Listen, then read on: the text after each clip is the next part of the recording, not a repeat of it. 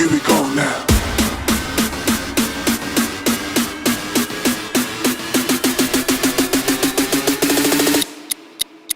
Here we go now.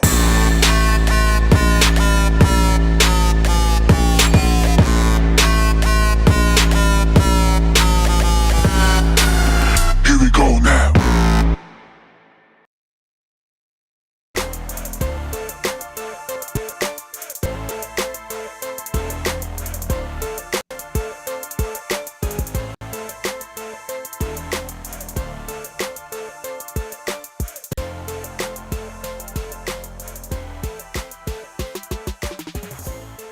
Here we are with you. It is Wednesday night. You've got me, Howard Bender, also known as Roto Buzz Guy, right here with you for the next 2 hours, breaking down everything that's going on in all kinds of sports worlds. Brian Burns is right here helping us keep this together. That song, though, had a case of the Wednesdays. Did you feel the same way, Howard Bender, when that song started, that it had some sort of stuttering? Do I really want to do this? Do I not want to do this? No, I didn't think that at all. Listen, I get all amped up. I'm like wrapping up the fantasy alarm show on Sirius XM Fantasy Sports Radio. I'm busting right into here. It gets me pumped. It gets me excited. I don't have a case of the Wednesdays or a case of the Mondays on the Wednesdays. I'm good to go. Great to see you. Great to see you, but up to do. I do feel like a case of the Wednesdays could revolve around the dentist. And before we say what's going on with the dentist, I'm going to tell you my theory on dentists, okay? Now, I worked in a dentist office all through high school and after high school. So I had I was a dental assistant, and it was when I learned I was a germaphobe. There were a lot of things, okay? But what I also learned is there's no comparing prices. Like people would have some work done, and I'd feel like this person just sat down in this chair with the complete faith that whatever the outcome is going to be better when they get up. And yes, their tooth may not hurt, but they walk out to a bill that's over $1,000. They were in the chair for like 45 minutes. I used to watch the look on people's faces. It was the second layer. It seemed like having a pet.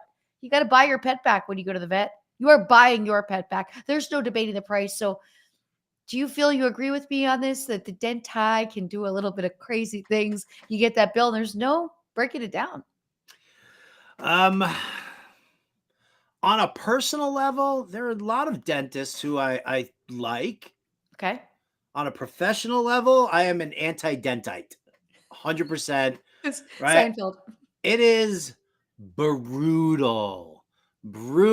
So my wife is having some work done this coming Friday. And I'm just like, and I know that I'm staring at like a $5,000-$6,000 bill from everything that's got to happen there. And it is like, I never in a million years would have ever been a dentist. I don't know how I would feel about putting my hands into people's mouths and stuff like that. People are fairly disgusting. So think about that. You know what I mean? But the last two dentists that I've that I've been to, right, have constantly talked to me about their sports cars. Like 2 dentists ago, this guy's got like a Lamborghini collection, right? My newest dentist, he was just like, oh, yeah, I've got my Tesla, and then I just got my wife some crazy sports car. And I'm just like, I'm glad, thank you. I'm glad I'm paying for it. That's what I'm doing there. It's so... it is crazy how much, and there's no such thing as dental insurance really anymore. Nobody gives a crap about teeth anymore. I don't really understand it. I don't understand. I might as well just start making meth and get like my little Tic Tac teeth or something like that. Yeah, I've seen that on TikTok. Probably cheaper to just let them fall out. Drugs are bad. It's wild. I haven't had that same experience. I'll tell you this real quick. I do love the dentist. I love to go to the dentist. I go 4 times a year just to get my teeth cleaned. If I could go once a month, I would, but it is highway robbery. So I'm not, really?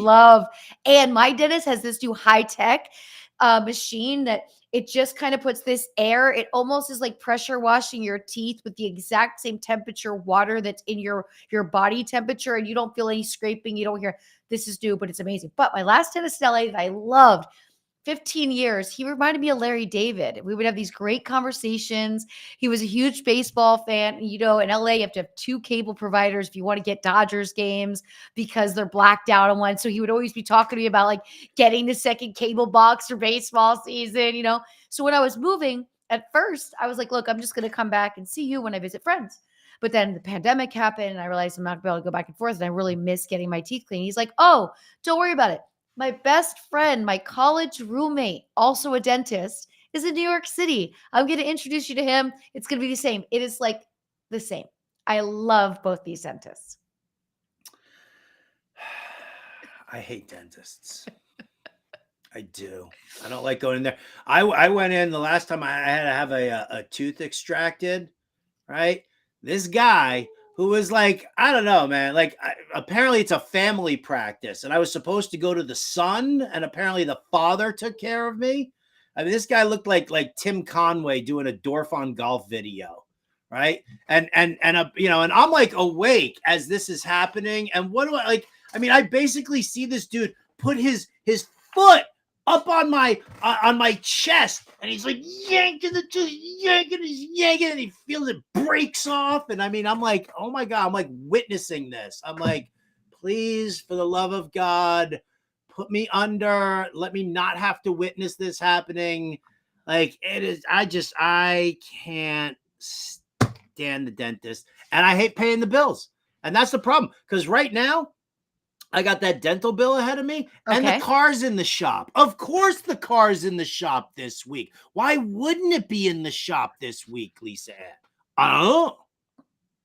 You know, when it rains, it pours. This is an expression that we live through all the time, similar to when it rains, it pours in bye weeks, and then we have no bye weeks this week, which makes absolutely no bye week sense. And then also when it rains, it pours, there's players that made it through games that now are injured, concussion, so many things. When it rains, it pours. And it was a wild week in the NFL last week. It was a wild week in the NFL. I'm missing the phrase, because for me, the phrase should be when it rains, it kicks you in the nuts. That's the way it should be. Forget about pouring.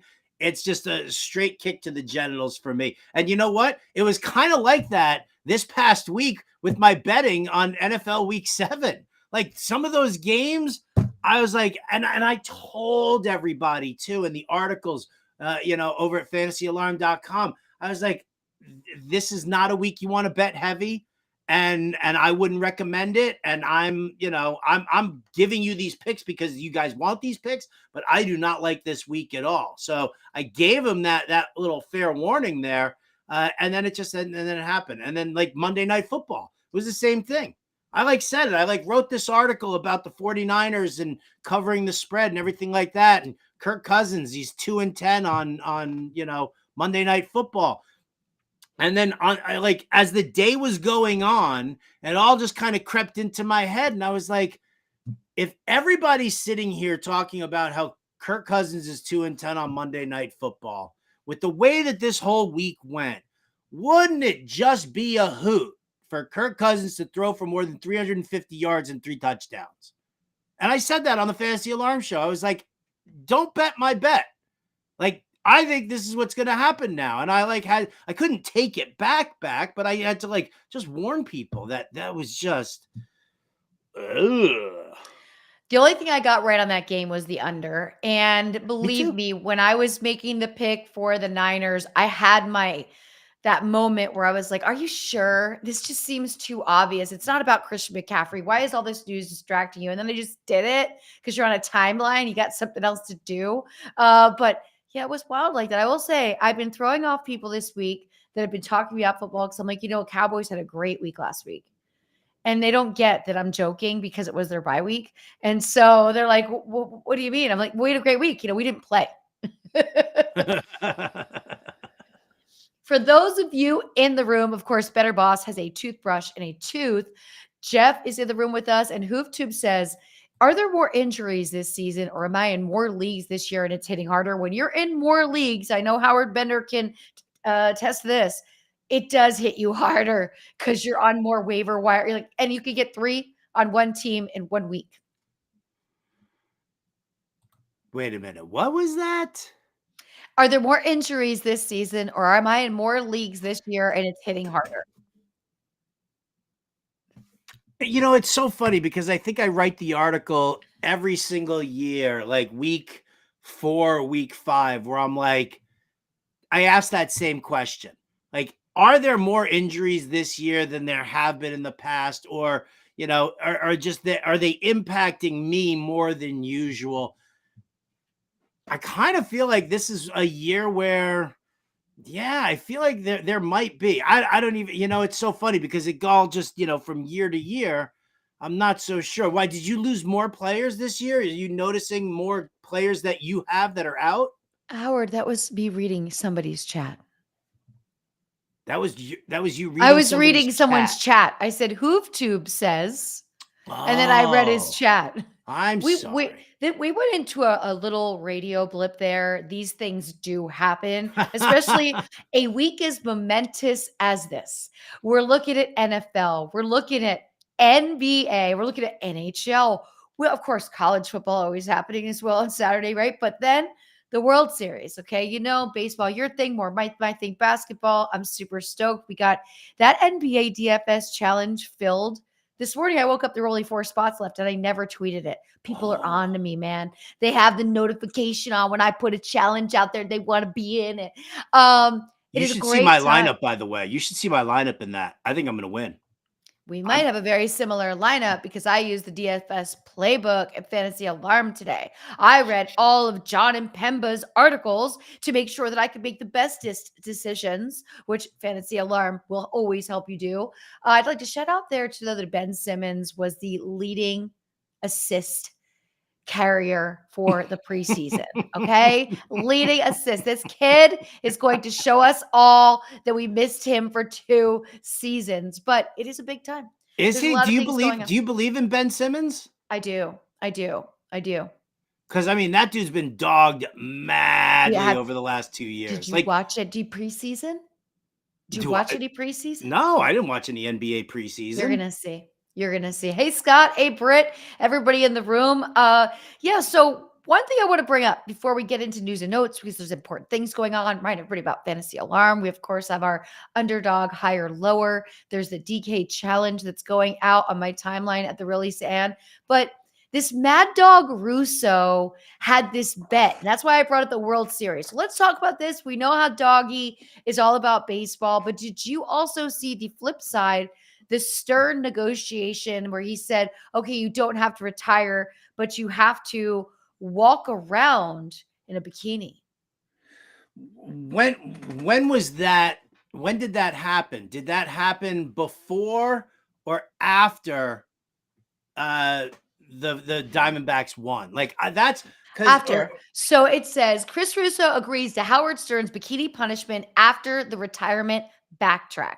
So he's already backtracked that he's not retiring because he called the World Series wrong, but people are offering him alternatives. And one of the alternatives was that he would have to wear, I'm going to go through this. You go through this. It was a bikini, and he said he would do it. Well, of course he said he would do it because there's no, who cares? Like, I mean, Mad Dog he's a caricature. He's not even like, it's not even, him. And it's very much on brand for him to lose the bet that way. But then, don't put out the whole retirement thing. If you're not, listen, I'll say this. If you're not willing to own up to it, then don't do it. Like literally, here you go. You see this Nerf football here, Lisa Ann? Yeah, you're supposed to eat it. I'm supposed to eat this if Brandon Cooks doesn't hit 1,000 yards this year. Okay. What am I doing? I'm actually exploring different ways. I think you're going to have to soak it in water. That's why I'm gonna use like cheese grater and I'm gonna put it over pasta. Like Shan Blunt, my producer over at SiriusXM, she's already like coming up with recipes for me. I'm hot trash, as we have said multiple times on this show. Burns. Well, look, I know that you're going to do that. We don't want it to come out the other end, as you've seen having dogs when they eat like a stuffed animal or something. Well, again, if I'm grading it, then it's not going to be that bad, but I'm still going to do it. So if Mad Dog, like if something like if you're putting that out there, I'm sorry, you have to own up to it. You can't sit there and say, "Oh, well, I mean, I was just trying to be funny or whatever like that." No, if you're going to make that bet, you pay up on that bet. This like whole buyout for walking around in a But bikini, Howard, that's I have garbage. friends that still owe me $5 from bets. Okay. Like I like to bet when we're waiting in Vegas, and there's like 8 elevators. I like to bet on which elevator I think we're going to get. Sure. It's just I'd one of be the in on things I that. do. I have great hearing. I like stand still for a while, see which one I think has the most movement. You know what I mean? It's fun. So they can't pay up on that, but I don't want to see him in a bikini either. So at the same time, how do you feel about this World Series? Did you see it? I mean, no one saw the Diamondbacks coming, but I think between the Astros and the Rangers, there was a pretty common thread that the Astros weren't going to make it.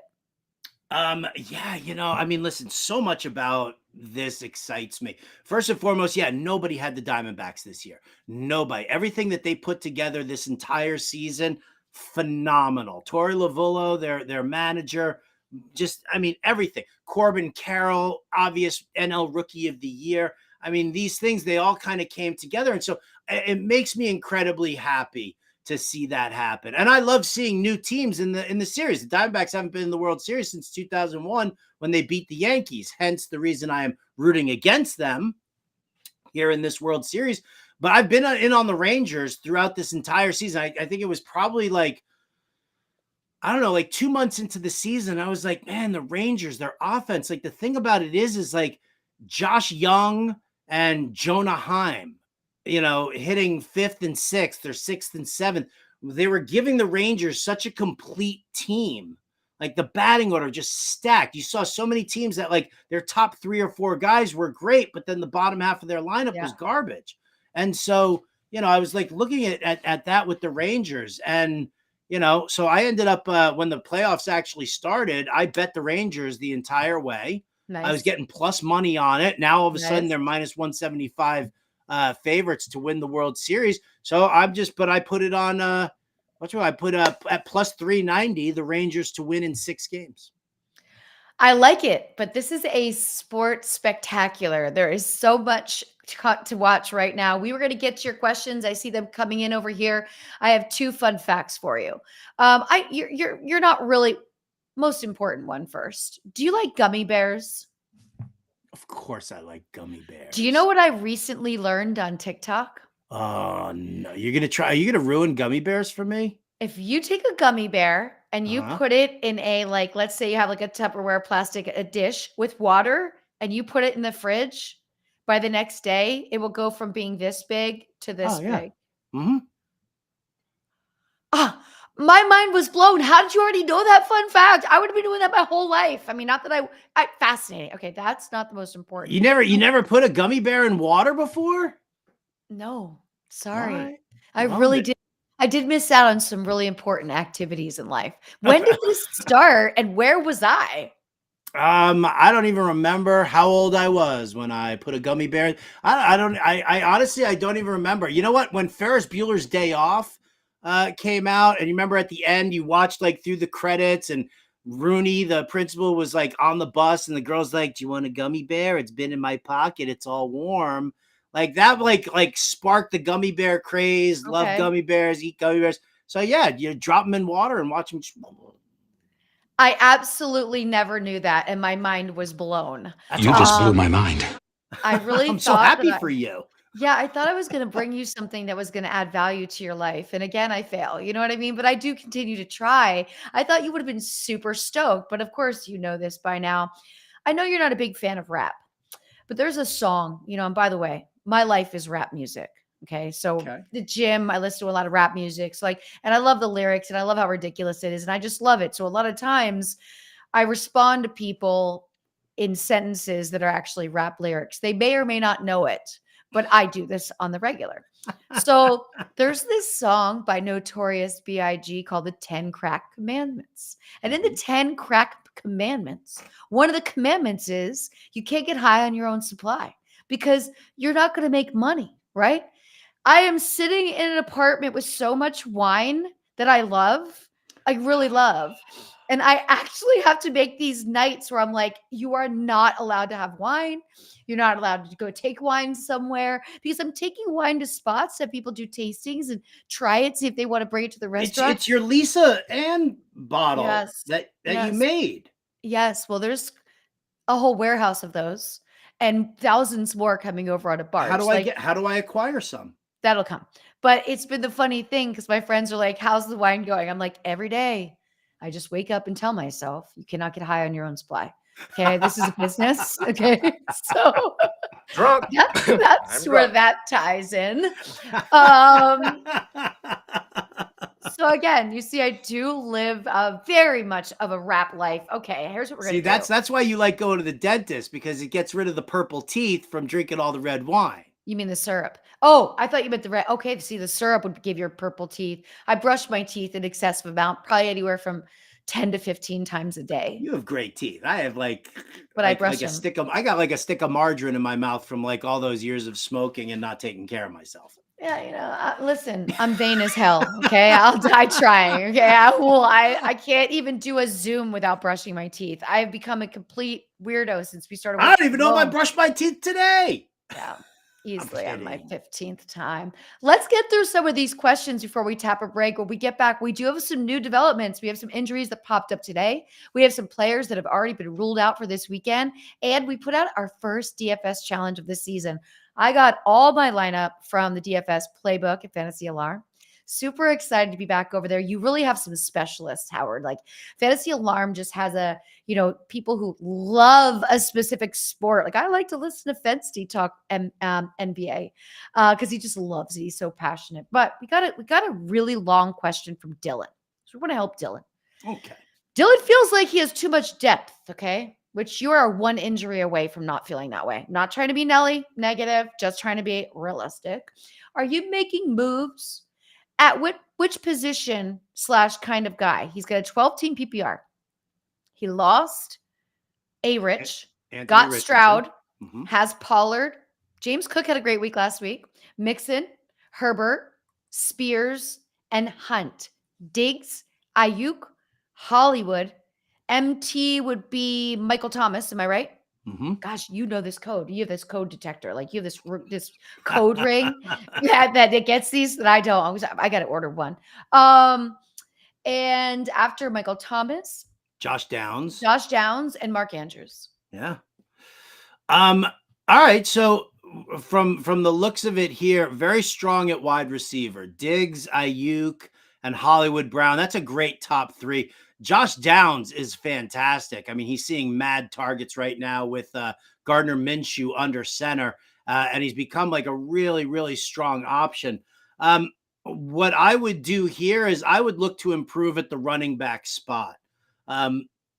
James Cook did have a very good week last week, but Latavius Murray's also seeing a significantly high snap percentage, and he's getting some of that goal line work. What I would probably do here is I would probably pair up like James Cook and then maybe see if like the Derrick Henry owner is interested in Tajay Spears. What do you say? He's thinking about buying low on Eckler or baby Henry. So you're right on board.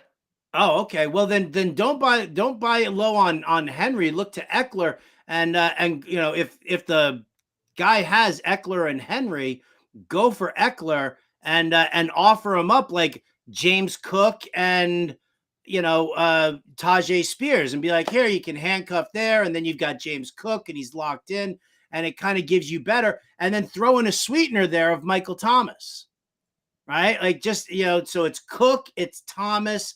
And it's Tajay Spears, and you do that for Austin Eckler. You make that offer there and see what they're looking for, and you work it that way. If you feel like you've got the depth, which you do, yeah.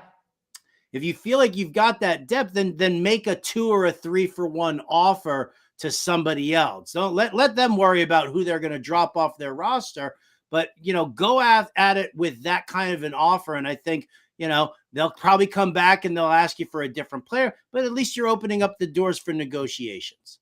I like it a lot. We've got another one here. And by the way, everyone seems to love the Biggie song. And my friend Ghost says you need to put a poster up that says that in the house.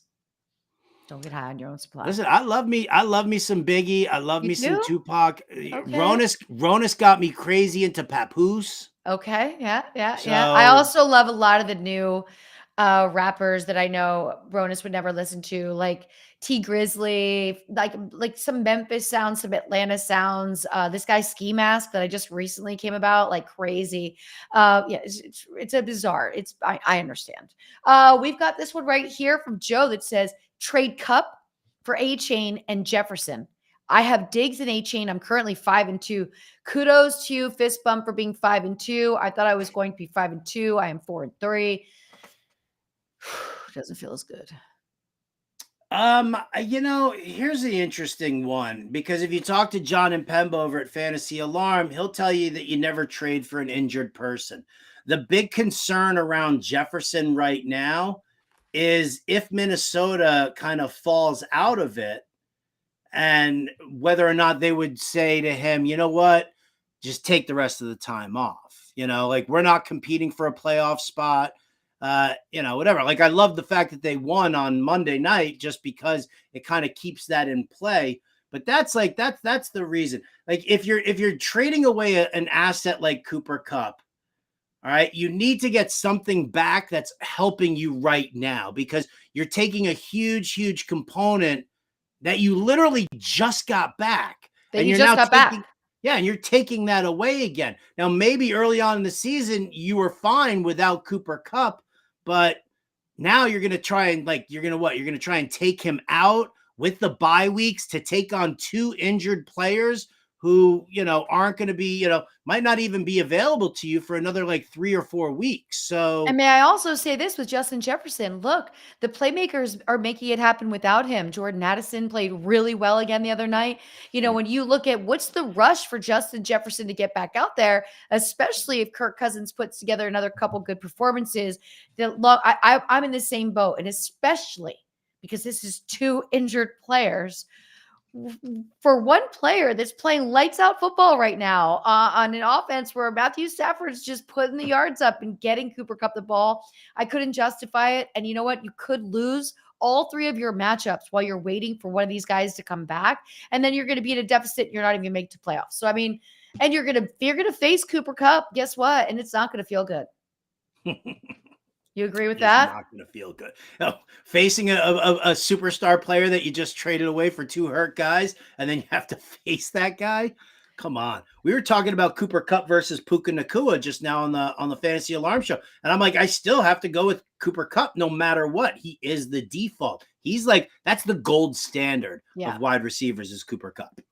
He really is. And it's great to see him come back from an injury, because there's always doubters out there. He's not going to be the same this season. What if he doesn't come? What if he doesn't get the targets? Look what he's doing since he's been back. And guess what? Y'all can be doing something too. Not just while we're on this break. Are you going to go and claim your spot in the NFL DFS challenge that's on my Facebook as well as my Twitter at the Release Ann? But we got something from BetMGM. Get up to $1,500 paid back in bonus bets if your first bet loses, which is pretty easy for people to lose their first bet. There's no promo code. You know what's so funny though? I don't mean to interrupt, but when you tell people that to intentionally lose, how many times, you can't win them all, you can't lose them all either. And if you're intentional, yes, you could probably find something but wouldn't you know it, that you put that bet down and boom. Like a beginner's luck thing. Yeah. Right? Like a beginner's luck thing. Yeah. Sign up through our link to automatically activate this offer. It's fantasyalarm.com/betmgm. Again, that's fantasyalarm.com/betmgm. We will be back with you. We'll continue the conversation in the chat. First, we're going to catch you up on all the news and notes in the NFL. And don't forget, there's a DraftKings challenge out there waiting for you. Lisa Ann and Howard Bender right here with you on Lisa Ann Does Fantasy Bettor on the Better Sports Network, as well as Fantasy Alarm. The Bears have to be one of the most inept franchises of any sport I've ever seen in my entire life. And they share the city with the White Sox, who are also inept.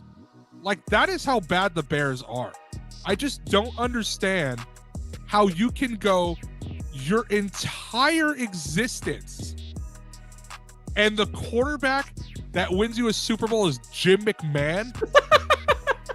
You couldn't find anybody else They don't have a good history with quarterbacks, and they let him be the quarterback for a long time too. Deshaun Watson and Patrick Mahomes right there. And you drafted Mitch Trubisky. They were right there. I there's a lot of pain in being a Falcons fan. The Bears are one of the teams I could argue they might have it worse, and they have a Super Bowl. And when the best quarterback in the past 50 years is Jay Cutler, you have a problem. That's so funny that you just said that. We were talking about Jay Cutler the other day, me and my friend, and I was like, yeah, he was on, because we were watching the Colorado Rockies game against the Giants, and it looked like he was behind the thing. I was, yeah, well, he played for Denver most of his career. We looked it up. Chicago let him be their starting quarterback way too long. Here's the thing too, is that Jay Cutler wasn't bad. Like, he was erratic. He wasn't terrible, though. The poor man's Brett Favre. I'm taking him over Justin Fields. I'm sorry. I would. But Jay Cutler led that team to an NFC title game. Yeah. That they lost to Green Bay. But he's gotten farther than anybody else. You want to know who the other starting quarterback was for the Bears in the other Super Bowl appearance they made? It was Rex Grossman. What are we doing out here? It was Rex Grossman, and Kyle Orton was the backup. How are you that bad? Bro, like, oh my God. Listen to the top 5. According to Football Reference, the top 5 greatest Bears quarterbacks of all time. Jay Cutler, number 1. I can't believe it. Sid Luckman, who last played in 1950, is number 2. Jim Harbaugh is number 3. Jim McMahon, the Super Bowl winner, is number 4, and he played there for 6 years. And Mitch Trubisky, is number 5 on the list as terms of passing yards go.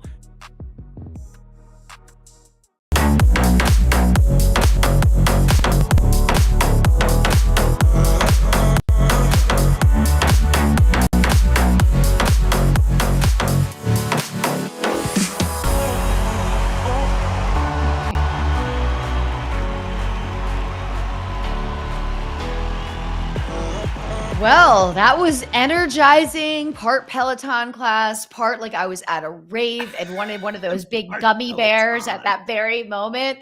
We are back with you right here, Lisa Ann and Howard Bettor on Lisa Ann Does Fantasy Bettor. We got news. And we got news about Deshaun Watson, and it does not look good.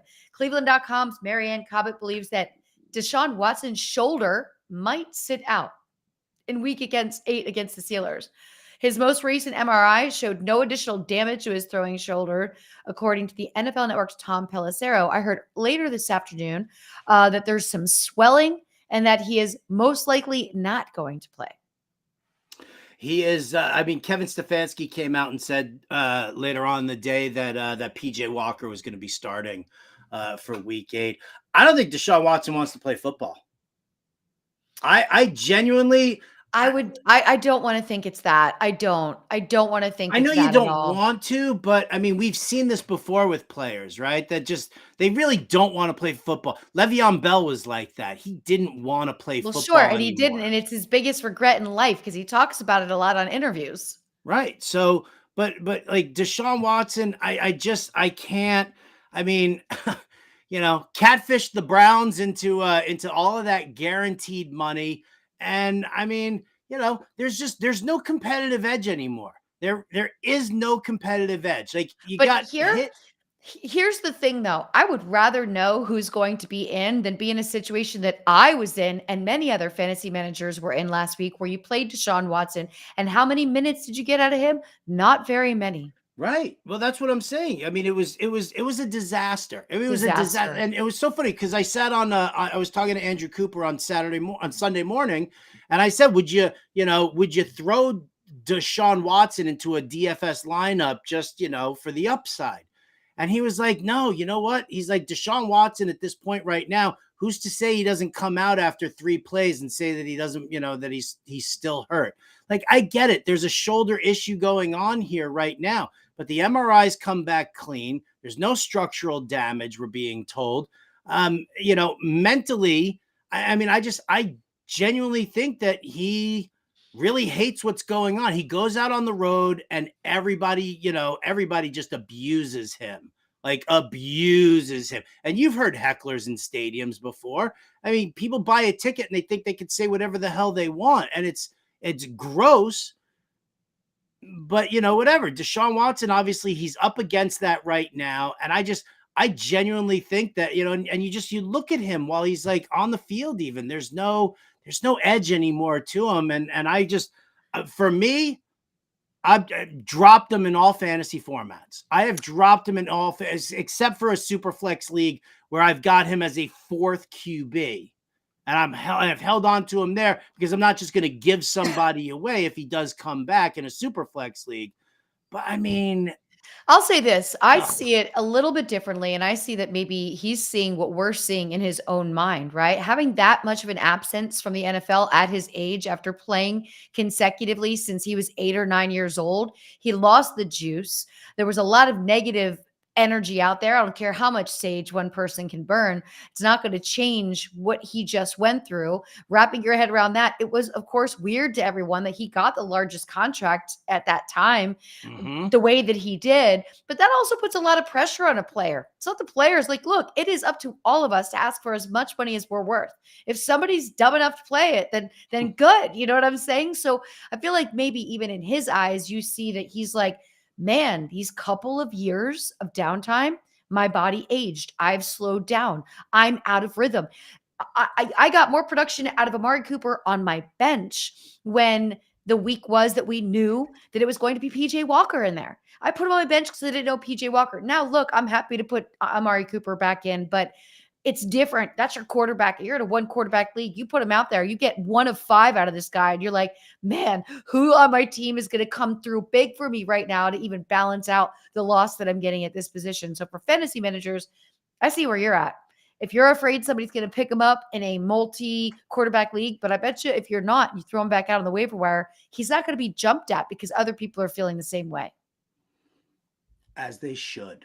As they should. Let's Ian Rappaport reports at NFL Network's Ian Rappaport reports Will Levis will be the Titans' primary quarterback in Week 8 against the Falcons. How do you feel about this? Number 2 pick. I mean, this is like watching an opener in baseball now also, right? Like you've got the opener and then the primary starter. So now we've got Will Levis as the primary quarterback and Malik Willis is going to come in for different packages and everything like that. To me, it's garbage. And for me, I have to bench anything that's not named Derrick Henry on Tennessee. I'm not going for DeAndre Hopkins. I'm not going for Treylon Burks, Chiga Okonkwo. It hurts me to lose these kind of receivers. I have a lot of DeAndre Hopkins, but I can't trust this situation at all. Packers head coach Matt LaFleur said the team's confidence in Jordan Love is not wavering one bit. Now, I am a Jordan Love shareholder in a couple of my leagues. I had to expect these peaks and valleys because though he sat behind Rodgers for season after season after season, he really hasn't played. This is what we see young quarterbacks go through, right? Howard, they have a couple really good games, then things start to dip out. We saw this with Brock Purdy the other night. It's an up and down. Are you losing confidence in Jordan Love? No, I don't think I'm losing confidence in Jordan Love. I do think that there's going to be growing pains.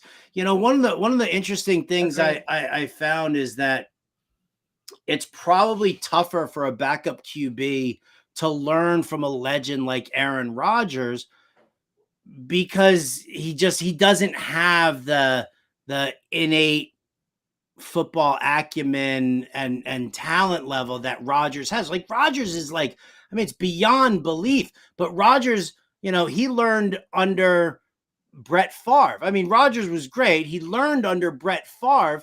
But one of the things that, was there, he was like sitting there watching Brett Favre. Brett Favre was never at odds with his coach. He was never at odds with his offensive coordinator. I'm not saying it was all hunky dory, but like Aaron Rodgers was at odds with the coaching staff. He was at odds with the general manager and the entire organization. And Nathaniel Hackett as a play caller, was always like, oh, we'll just let Aaron Rodgers do whatever Aaron Rodgers wants. So I think it's harder for Love to kind of see what he's supposed to be doing in Matt LaFleur's offense when he saw Aaron Rodgers have successful moments, basically saying, up yours, LaFleur, I'm going to call the play.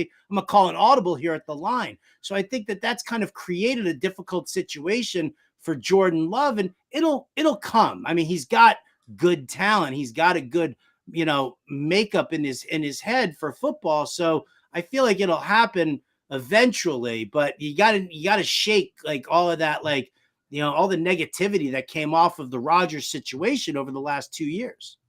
Yeah, I'm glad. It's always great to hear, I know sometimes somebody would say it was coach speak, but I like that his coach came out and said this. Let's talk about some running backs. Bijan Robinson will practice on Wednesday.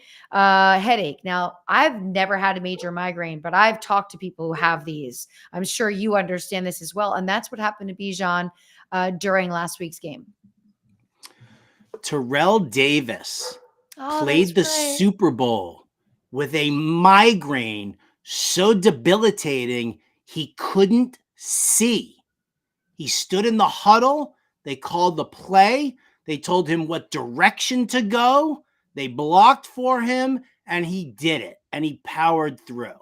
So mad props for Terrell Davis. I'm not saying anything bad about Bijan because I've had migraines before, and they can be debilitating. There's no question about that. I can't imagine having that migraine, putting on a helmet, and hitting somebody. And the noise, the lights, everything about it.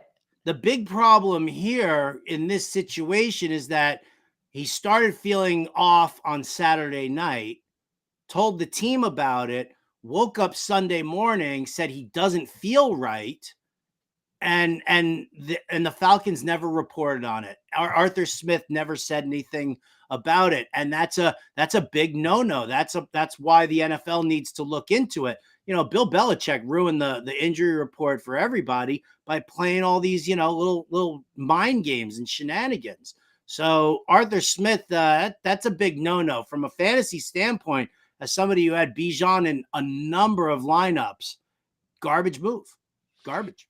Roschon Johnson, this has been an ongoing story and still remaining in the NFL protocols. Everyone's willing to play Roschon if Roschon comes back, but this has been a real setback for Johnson. How do you feel if he were to be back out there in action this week?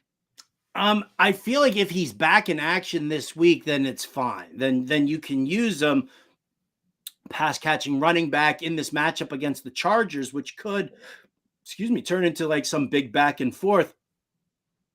The problem is I don't know if he's going to, just for the simple fact that they keep saying, well, he's got one more hurdle before he clears concussion protocol. It's been 2 weeks. I know. Like, it's scary. It's his worrisome. safety. Yes, agree. I hope he stays out again no matter what this week. Yeah, I agree with you on that one. And of course, we're at that part of the NFL season where arrests are starting to be made. Chris Olave was released from jail after being arrested Monday for reckless operation of a motor vehicle. Okay, now listen, I get it. You're young. You got a fly ride. You're feeling yourself.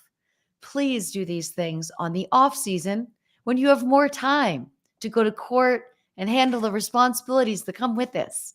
Now, we know this won't affect him this season, but do we have how reckless he was doing? What was he doing? Was he alone? Are these the best moves you could be making right now for yourself, Chris Olave? No, not at all. And we can just turn to Henry Ruggs and talk about that situation. How bad that, ruined his life and like a whole family's life as well. You're a professional football player, right?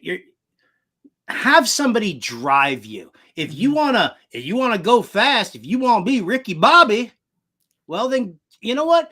Go rent a racetrack, rent a car. You can do that and have it like so that you're making that happen. To do this, I don't know what it was a 70 and a 35 is what he was doing. Britt Flynn just said that. New York Post said it was a 70 and a 30, and his brother said he was just coming back from CBS. Well, I'm gonna tell you something. I don't consider reckless makes it us believe that he was weaving in and out of traffic, doing all these things. We need more data. But I will say this. living in the valley, a lot of the main roads are 30 miles an hour, but nobody drives 30. Everyone's going like 50, 60. You don't realize next thing it's 70. So I get it, because when they installed those camera tickets, in like a month, I got 4. And I was like, oh, well, now I have to really drive 30 or not drive on these streets anymore. They were just clocking everybody.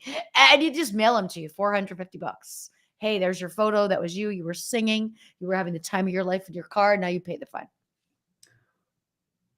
I mean, I've got opinions on that also. My wife is a very aggressive driver. And Is she? oh Really? yeah. Oh dude, it's ridiculous. It's ridiculous.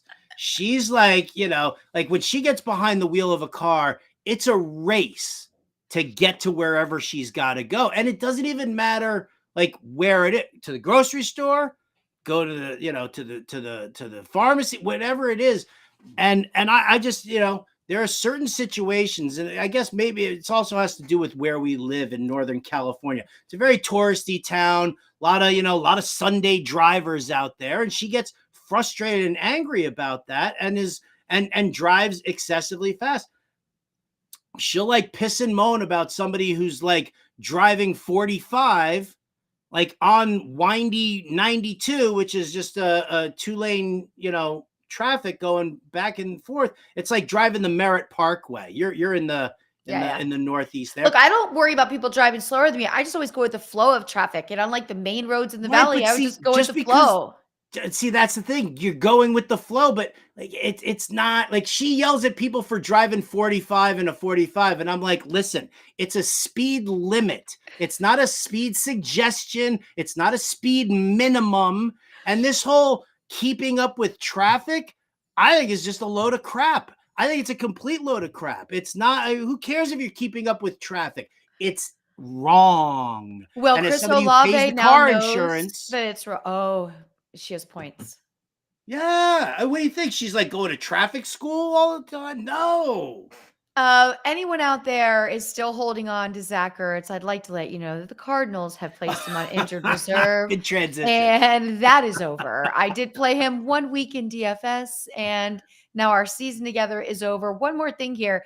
Jim Irsay tweeting breaking news in the most boomer way ever. He used parentheses and put 2 news stories in one post, which really could have been separate, but talked about the fact that he called for instant replays for all calls, including penalties in the last 2 minutes of games. Do you think that this is how things are going to start getting done in the higher rankings in the NFL? Because we know players can go on Twitter and scrub their Twitter profile and then decide they don't want to play for the team anymore and demand a trade. Our coaches, owners, and all kinds of people in the NFL is going to start dropping us little popcorn trail onto Twitter so we know what's next. Well, and that's the thing is like Irsay's doing this because he knows that when a player does something like this, everybody pays attention and it works, right? The squeaky wheel gets the grease. And so, here's a situation where Irsay wasn't happy with, the calls in this Cleveland Indianapolis game. And now he's going to it's pleading your case in the court of public opinion. My biggest problem here is that all of this talk about, we're going down a very, very slippery slope here with eye in the sky, officiating, robo umps in baseball, like this whole thing. Because I'll ask you, Lisa Ann, when a wide receiver is running downfield and the defensive back is on him, let's say you got Mike Evans and Marshawn Lattimore. Okay. There's a whole lot of hand checking going on. Sure. They're jockeying for position. They're bumping each other. Guess what? After 5 yards, all of that contact is illegal. All of it is if you look at the rule book of the NFL, after 5 yards, contact is illegal. And if the ball is like being thrown there, it's an automatic pass interference call. But now, like if we're going to sit here and we're going to start looking at certain things and what the games would be 5 hours long. Each game. Yes. Each game. 100%. 5 hours long. 100%. Okay. Because it's nonstop happening. Now, I do understand that there could be more fairness where something seems, but it's different. Like, in the NBA, you'll notice a ref messes up, but he kind of compensates to the next quarter. Like he's like, maybe that one wasn't fair. We'll let this one go. Make up calls. Yeah. Yeah. Make up calls. But I agree with you that if we fine tune it to that degree, that we will be, and then everything is going to be disputed. So now we're going to have what?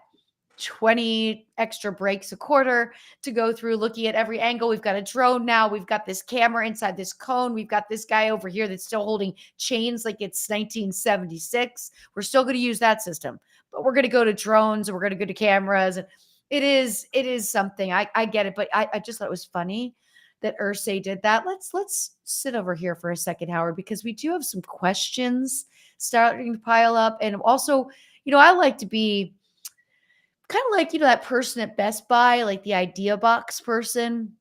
I'm all about suggestions. And every single time we play that last commercial during break, Jeff writes the same thing. Now, I don't see Jeff ever complain, but he wants to be heard. And Jeff, I hear you. Jeff hates that commercial. The one about the Falcons? Yes, it's that commercial. Okay. But I realize it might be because he's a Bears fan. All right. So we've got another question. Oh, and Jeff also brought up a great point about Deshaun. Deshaun doesn't feel like Deshaun. I agree. Doesn't feel like Deshaun. Kind of like Zion in the NBA, right? Remember we thought Zion was just going to be like, oh my gosh. And Zion hasn't played a full season yet. Derrick Rose, another one comes to mind. Derrick Rose, that's a good one too, Jeff. So there we are. We've got this question that came in from Parker. Start one. Amari Cooper, Addison, or Hollywood Brown. I mean, I really like Hollywood Brown. I do, but I don't feel like it's chasing points with Jordan Addison. I think that I think this is he's in a really good spot for this game here. Minnesota is they're taking on Green Bay. He'll probably see a bunch of Jair Alexander, but I don't think even Jair Alexander is going to shadow Jordan Addison. They move him around enough that I'd probably go with him in this matchup. I can't go with Cooper because I can't trust the Cleveland Browns offense. Agreed. With PJ Walker. Agreed.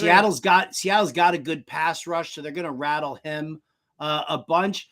Hollywood's in a good spot. Baltimore's secondary isn't great. Maybe actually, you know what? I mean, you could just throw down the revenge game narrative here, couldn't you? You could. Is that what we do? I have to do that? Oh, I still like Addison in his situation. I like the Addison. consistency. I like the relationship that's being built. I'm not chasing points, but because you're not going to get that many. Well, it'd be great if you did, but I just like what's brewing there. And I think like with Tucker, like you said, we don't trust him yet. Now what? Right. First week he came out there and started. I didn't play Cooper because I knew nothing about him. Believe it or not, I'm just as afraid to play Cooper because what if this is the game where he comes back down to earth, right? Like I just don't know, but it depends what my options are and how I look because there are no bye weeks. We've got one from Neek. Neek says, I traded Brees for Taylor and Stafford. I also have Puka. I needed a quarterback with Purdy and Fields both probably being out. Brees for Taylor and Stafford. I also have Puka. Needed a QB with Purdy and Fields both probably out. Yeah, I mean, listen, you're getting back a guy on that should be able to do well in Jonathan Taylor, and he's going to start getting the majority of the carries. And Stafford's he's in a pass heavy offense. So I'm definitely okay with that. I mean, it sucks to lose a guy like Brees Hall, but you're still getting really good value back. So I like this deal. And we've got one more here. Trade T-Law, Purdy, and Waddle for Hurts and Mark Andrews. Trade T-Law, Purdy, Waddle. Excuse me, is T-Law Trevor Lawrence? Oh, yeah, I'm sorry. Ding, ding, ding, ding, ding, ding. Oh, my gosh.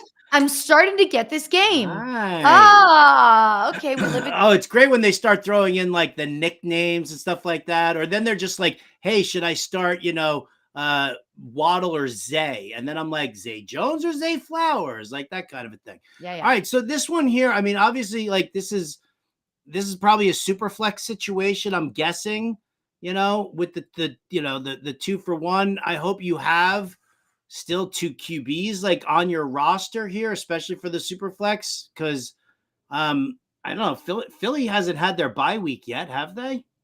So you're I still gonna. think it's 10. Let me check for you. I memorized them over the summer. Let's see Oh, if look I've at still you. got this down. It's a short-term memory is not as good. Let me see how I did. I did. It's 10. It's week 10. It's stuck. Wow. Thank you for spending July doing that. It's So 10. you have to make sure that you're going to be covered. I know you don't always have to start a QB in the super flex spot, but if you're going to be without Jalen Hurts, like what else is backing it up there? So, I need more information here, Bronson, as far as like what your QB situation is moving forward. A 2 QB league, and he has Burrow. That So is he's the got- answer to that question. He has Burrow. So he's only got 2 guys then.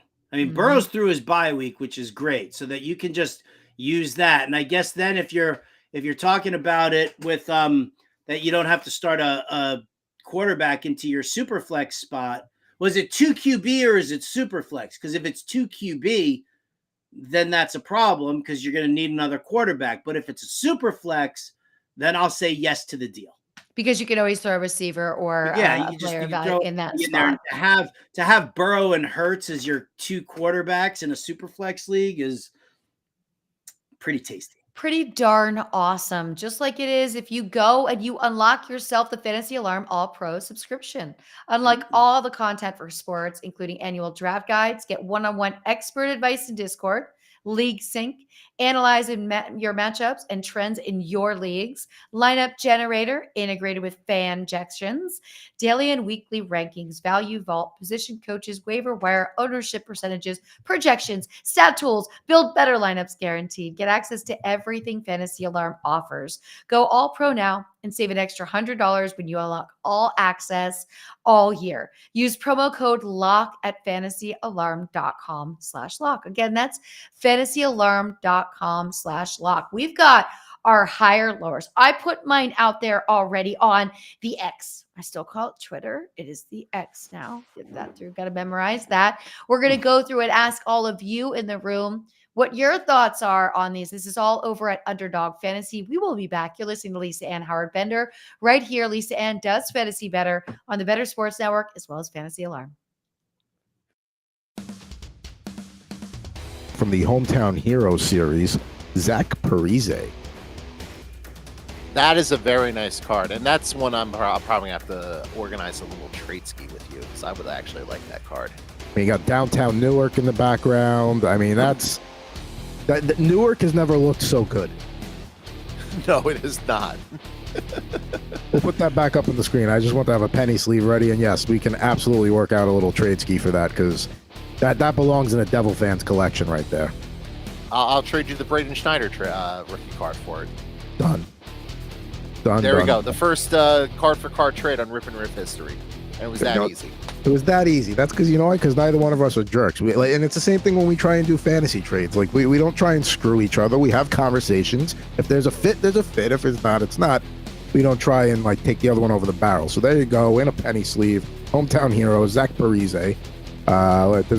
He was among the league's most productive goal scorers in 06-07 and followed up with a terrific regular season with an even more impressive postseason. And then they talk about what he did in the first round series against Tampa Bay that year. So that's off to the side for you. That's true. And, if this is it for his career, he had a hell of a career. He did. Hopefully he comes back one more year with the Islanders, but if he doesn't, hell of a run.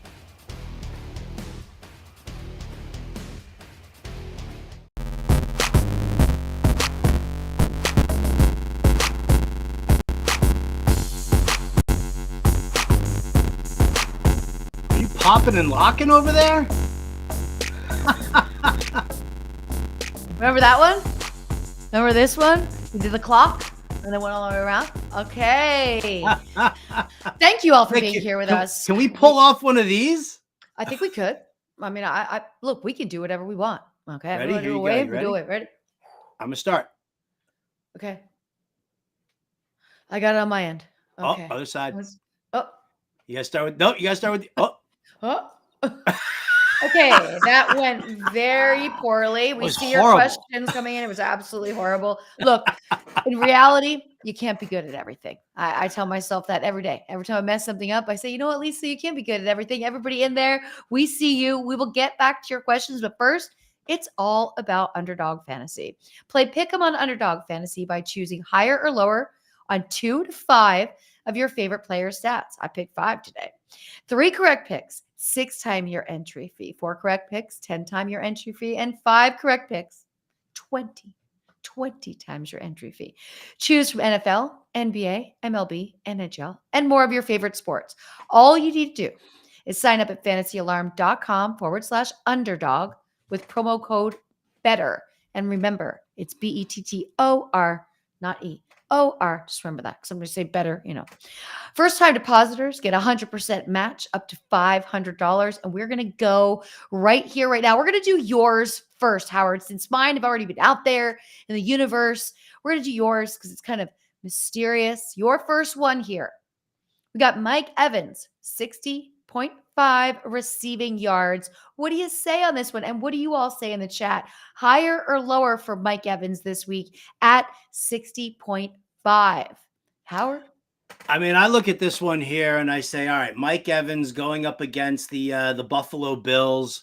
They lost Tre'Davious White. They're constantly dealing with injuries in their secondary. Really losing the number one cover corner on that team is going to be a big deal. And I think Mike Evans has a physical advantage over the rest of that secondary. So I look to this one here and I say Mike Evans, 60.5 receiving yards. I'm going higher. Makes me want to sing that song. Will you take me higher to a place? You don't know? Okay, I probably were. It's Creed. I know it because here you go. So I used to go to a bar on the Upper East Side that was populated quite often by the New York Rangers. Okay. And there I was looking at Mark Messier, Brian Leach, Glenn Anderson, like Kevin Lowe, and these guys are all sitting there in this bar, and this song comes on, and they all start singing it together. Aww. And I was like, yeah, that's probably something we should just leave to the locker room, guys. And then I walked out. Did they sound better or worse than my rendition?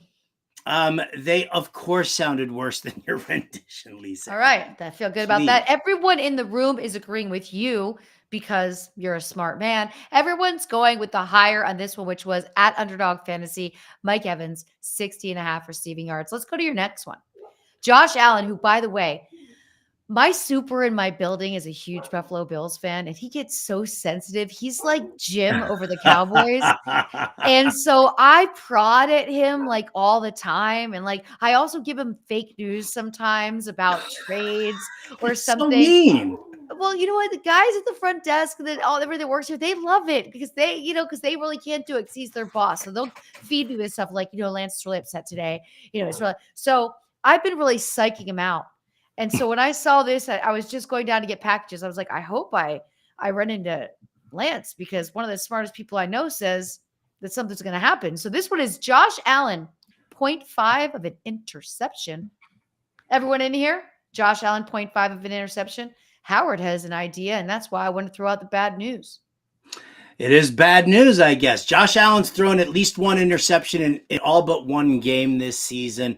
Tampa Bay Buccaneers secondary. Listen, I like Todd Bowles a lot. And Todd Bowles has had experience against Josh Allen and against Sean McDermott, from when he was the coach, defensive coordinator for the Jets.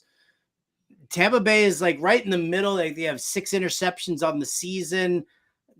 Listen, Josh Allen's a gunslinger, and when you're a gunslinger, you take risks, collateral damage. So, that he throws an interception on Thursday Night Football. Yeah, I think we're pretty good with that. So for me, 0.5 interceptions higher.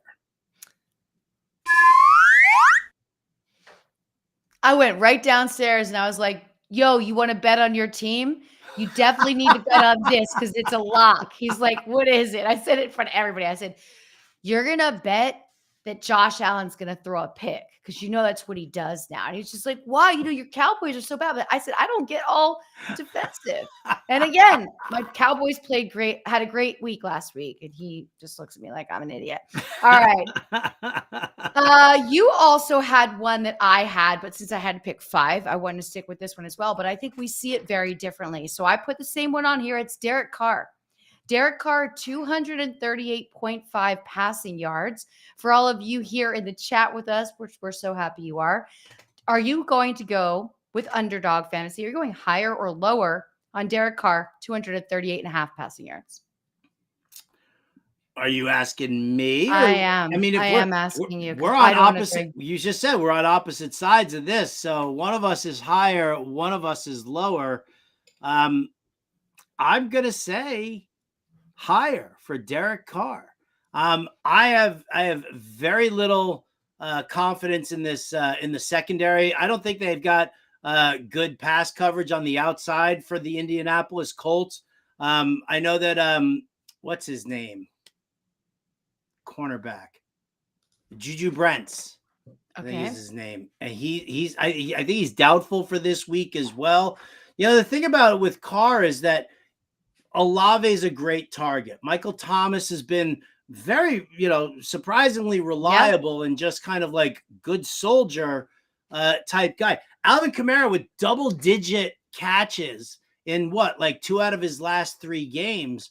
So, I look at this and I think that, Kamara, you're going to be able to establish a certain amount of a ground game because the Colts defense really isn't, their front seven isn't strong. But I think that with Olave, with Michael Thomas, with Alvin Kamara, all the passing to Alvin Kamara, Juwan Johnson is coming back. I thought 238.5 was a fair number, but I think that he can, I think he's going to throw a little bit more this week. Well, I will negotiate the fact that I'm going to go with the under here because I don't have the faith. Look, Derek Carr already putting up 1,600 yards of the season. That's great, but only 6 touchdowns and 4 interceptions. My concern is more on the Chris Olave side, who has been consistent, who is now a bit rattled, did not get to stay in his normal routine. I doubt they fed him very well when he was arrested. This was not something he wanted to be doing with, and now he's pushing paperwork because he's talking to lawyers all day, and this is a huge distraction. So I feel a riff of a lower, but Kamara didn't practice today. I'm not worried about that. I think it's a rest day, but if he's good, it's definitely going over is what Jeff says. Hey, we can agree to disagree, but it's going to blow up my whole lineup of 5 if this doesn't work out for me. So I'll be really bitter. Last one you have, really bitter. Last one you have, because it's like a parlay life, right? Which we know is not a smart life to live. Last one you have right here is Breece Hall, 65.5 rushing yards. What do you guys have in the room? We've got another big Jets game. I think the Jets are cruising right now. I think this is another win for the Jets.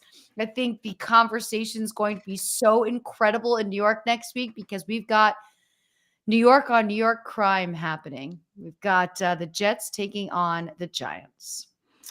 I live in a very dangerous household for this game. Yeah. My wife and I, we've got a little wager going, a little private wager between the two of us. But listen, Breece Hall. So Breece Hall's only gone over this number. He's only gone higher in 2 games that he's played this year so far.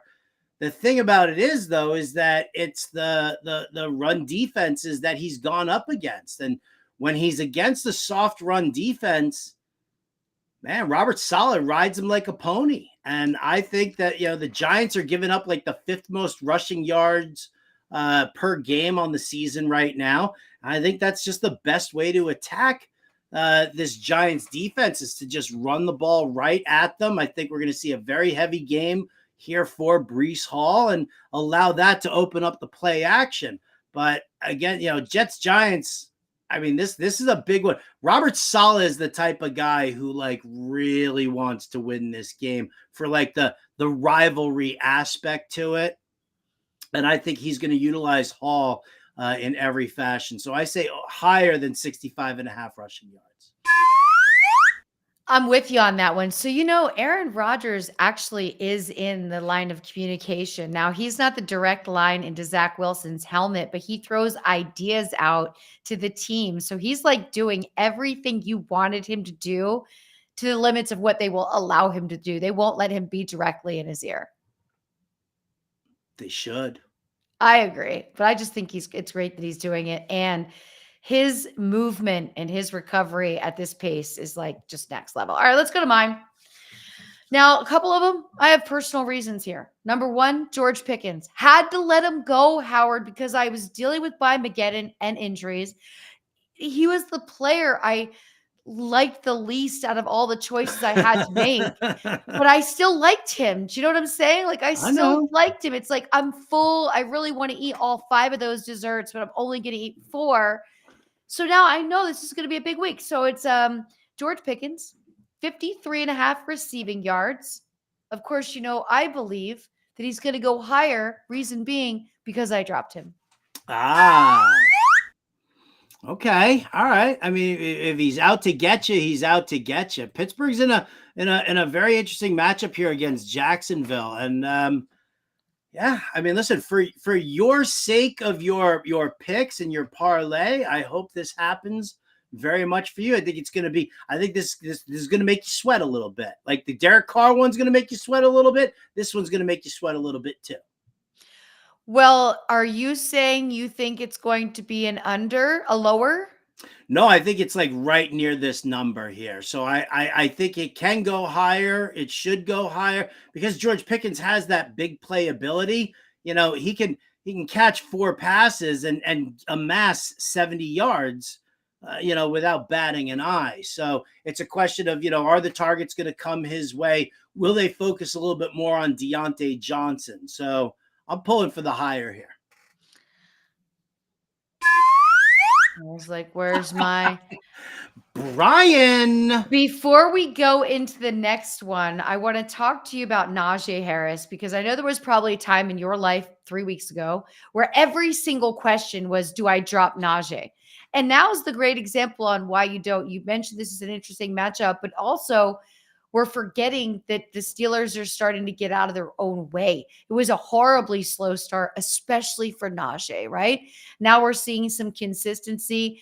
What did you do on teams where you had Najee? Was there ever a week that you benched him? Because I benched him on his first big week. I've played him since then. Or did you give up, or were you not a Najee believer? So I've got a bunch of Najee Harris. I do because when I had an early pick in drafts when I was picking like first or second or third, and I would take Jamar Chase, Wide receiver, yeah. Coming back around in rounds 2 and 3, Najee was like always hanging out there, and I was like, Najee, why not? So I have a bunch of him. He's been on the bench for a majority of these leagues now because of the lack of production. Excuse me. In a league that I'm in with only a 3-person bench and bye weeks happening there, last week I dropped Najee Harris during waivers and added a player to make that happen. I had to do it. I had to do it. I couldn't trust that Najee was going to deliver for me. Yep. I've got decent running backs, so I didn't, so it wasn't like, it wasn't a horrible move. And the reason that I hadn't dropped him in this league earlier was because I was like, it's Najee Harris. Like, eventually he'll come around. So I dropped him in that league. And wouldn't you know it here, waivers all processed for us already on this week, and nobody took him. So I literally just picked him right back up for free. And I dropped Michael Thomas because I have better wide receivers than I do running backs even. And I went that route. So yeah, I mean, it's tough to keep faith in a guy when you see what's happening there. But yeah, I dropped him last week for his big week. Wouldn't you know it? I still won for the week. I still won. But look, he has been performing better as well as his team. When you look at how the schedule has gone, starting out the season with 6 carries game 1, and then last week's game 14 carries. It's starting to add up. He's had his first touchdown of the season. So as we like to say, he broke the seal Let's hope that he goes back into that end zone again this week. I'm glad you got him back. My next one here, CeeDee Lamb, 71.5 receiving yards. My Dallas Cowboys are rested. They got to not wake up early and watch cartoons on Sunday. They're relaxed. They're ready to get out there. Now, some might say this is hope. And I'd like to know what everybody else feels about Dallas Cowboys matchup this week, and if CeeDee can go for higher or lower than 73.5. What do you say, Howard? Well, when you say that this is hope, it immediately goes to what my great granddaddy used to say about you can hope in one hand and crap in the other and see which fills up first. But the Rams secondary is not a good secondary. They don't have their pass coverage is not really that great. And you move CeeDee Lamb around enough that it can happen. This is a tough number, though. This is a tough number because you're also going to be dealing with the fact that, your offensive line does have some issues to it, and Aaron Donald is going to terrorize Dak Prescott. So, you know what? I hate to yuck on anybody's yum, but I'm going to say lower. I'm going to say higher with all of the hope in the world, all caps, bold print, and italicized. I'm ready. Don't be mad at me. All we need is one crazy play and a good variety of dink and dunks, okay, as we like to say. We've got a Buffalo Bill here who drafted, disappointing, has weeks you never know when they're going to be. I look at this matchup with some potential. Gabe Davis, 39.5 receiving yards is how little we think of you. Okay, this is how little we think of you. We only think of you this much. Everyone in the room, are you going higher or lower? Howard Bender, Gabe Davis, Thursday Night Football. Okay, going up against Tampa Bay, who may be working hard on one Stephon Diggs. Yeah, it's funny. Tampa Bay against the opposing second wide receiver 2. They rank 5th in DVOA. They're only allowing an average of 35.4 receiving yards per game to the position. So, if I were just to track the data, I would have to say lower for this one here. I feel like it's a tough secondary. You've got Jamel Dean, you've got Carlton Davis. I'm pretty sure both of those guys are in for this game. So I've just never been a big Gabe Davis guy. So I'm going to say lower. Gabe Davis is like that girl you dated that very first date showed up and was just an absolute stunner. That was his game 1 last year, 4 touchdowns. Then every other date, you realize it's the lighting, like on Seinfeld, where really it was never that. It's a lighting. It's all a facade. It's all a fugazi, right? And the man hands, all of it's happening. But I can't quit it because I still remember that first look, and I'm still stuck on stupid. I have Gabe Davis on way too many of my teams, but I've been in situations where I haven't really need to use them. But I did use him during bye weeks last week. So as a plug, he's a healthy player, right? But I know eventually I'm going to have to let him go because I have asked quite a few league mates for trades. And believe it or not, Gabe Davis doesn't really elicit a great response in the trade block room. It really doesn't. Right? No, he doesn't. It's like, are you trying to give me soggy cereal? Like bread that's stale? Like, what are you doing? Right? Bob Lung, Mr. Consistency, does not approve of Gabe Davis. He does not. I read the consistency guide every year. It's the first thing I read every season at my pool. And it's so funny, but you're right. He doesn't. Let's get to some of your questions over here in the chat. Do you have lineup questions? Do you have trade questions? Are you thinking about the NBA, which is happening right now? And I keep checking scores because we're going to talk about our DFS lineup. We're also going to go over last week's winner and where we landed. But I will say this, if you're looking to get in the action with some DFS, you need to sign up at Fantasy Alarm. Made my life so easy today. All right, let's see. We've got some under overs. We've got a question that I missed back here. Okay, Josh, Hi, Josh. My roster is Russ. Sorry about it. JT, Aaron Jones, Tyreek Hill, Christian Kirk, George Kittle, and Jacoby Myers. Would you trade Aaron Jones and Carr, which, by the way, you didn't mention Carr. Oh, your roster because you don't play Carr. Okay. Would you trade Aaron Jones and Carr for Jahmyr Gibbs? The guy I'm trading with has Josh Dobbs and AR, so he's panicking. 20-man PPR, and Carr is on my bench.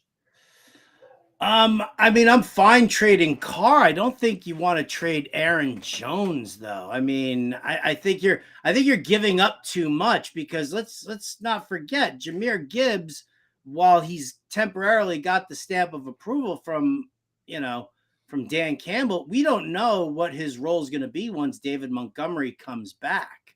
And so that's something that I do worry about. I think that Aaron Jones, he's banged up right now, and that's an issue. Obviously his hamstring's not 100%, but I still feel like, you might be giving up a little too much here in the sense that Jones and Gibbs could be a wash just the rest of the way. Like Aaron Jones could even outperform Jahmyr Gibbs the rest of the way if he comes back healthy. So I don't know if I would do that.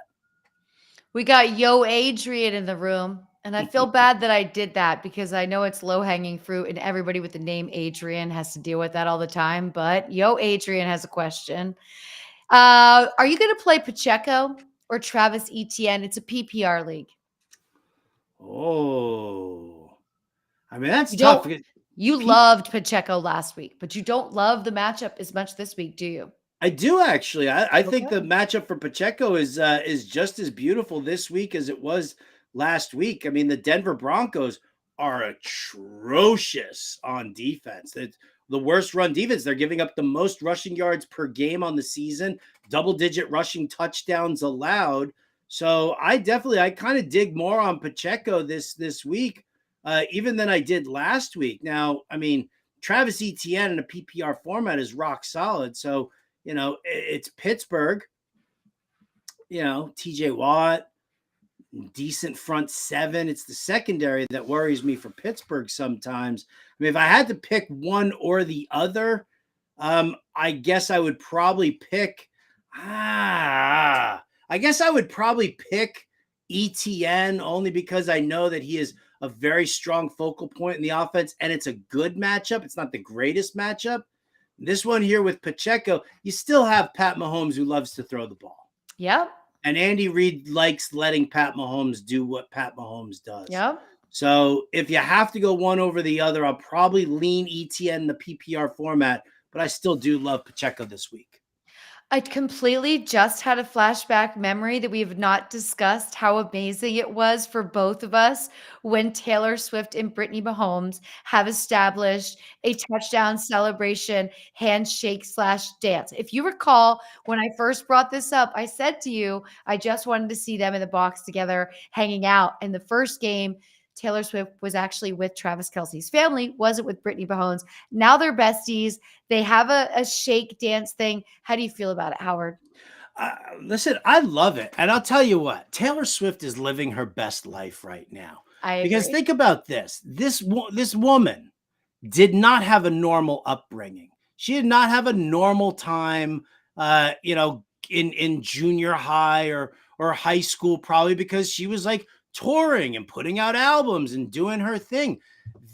What she's living right now is like, I can only imagine as like somebody who had a younger sister. My sister is 7.5 years younger than I am. So I was conscious of what, her dreams and her fantasies were at like, 4, 5, 6 years old.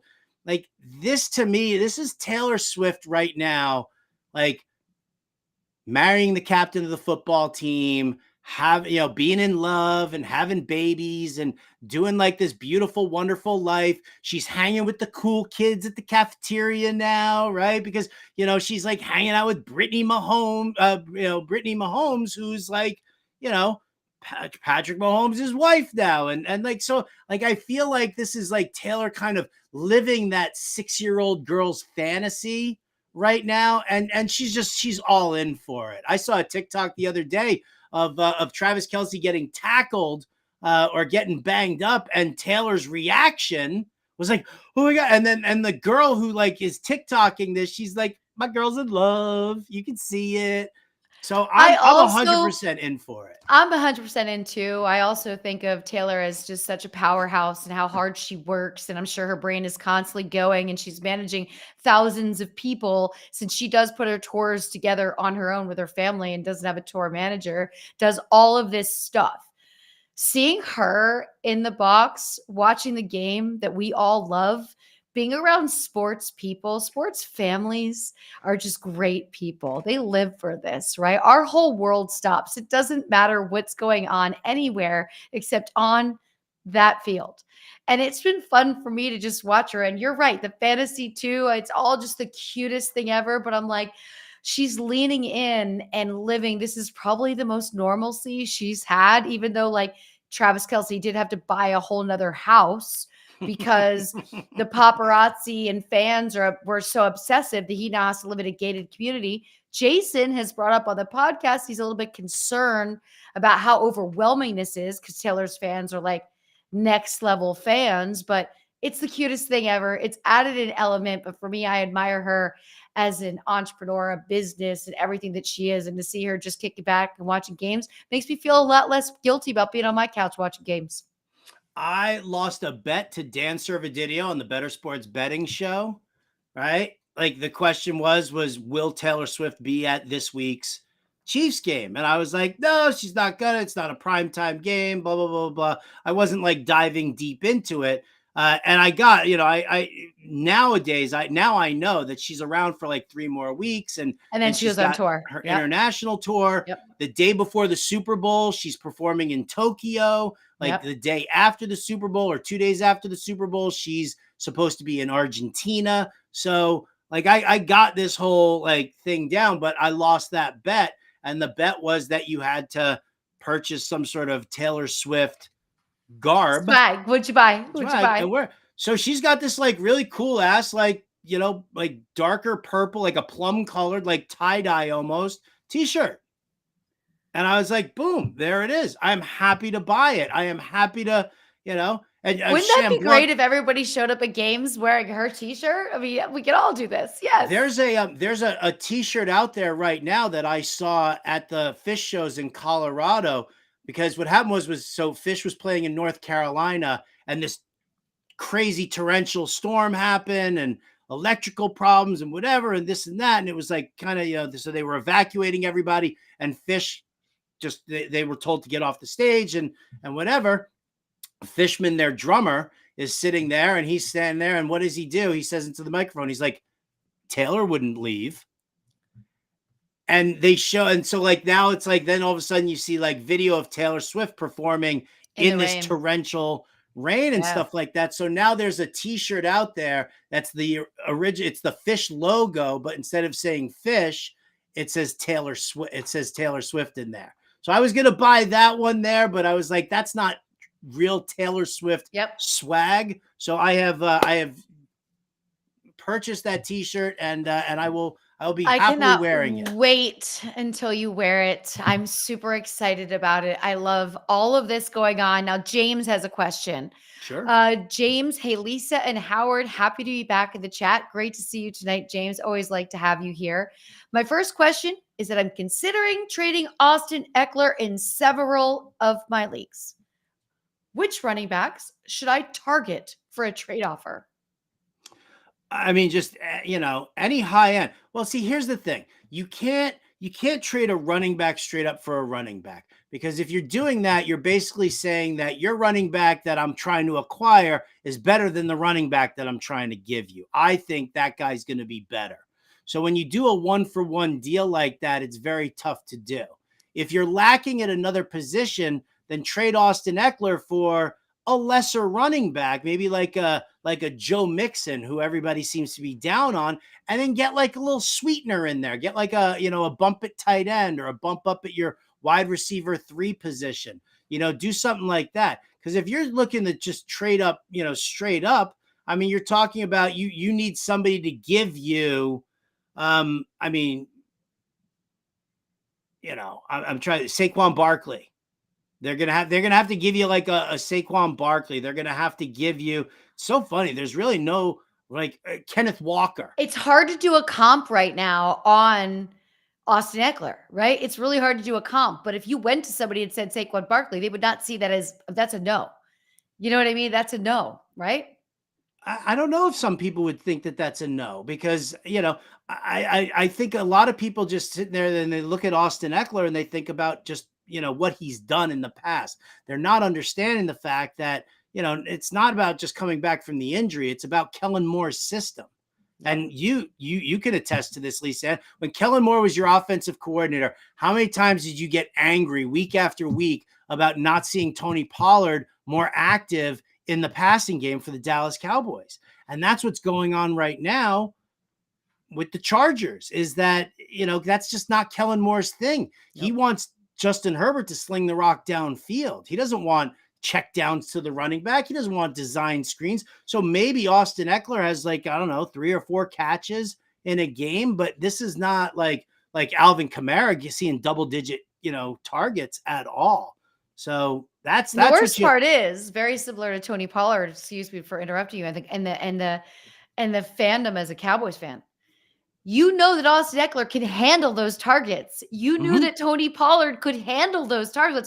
Not every running back has this kind of ability, right? So that's the tough part. And yeah, that's what's diminishing the value of Eckler. And really, but yeah, that's a great answer for our friend James. I know I'm in a league with James, so hopefully, come to me and see what we can do. I might have a wide receiver, but it'll do a package. Who are your running backs? Who are you I would take Eckler. I would take Eckler.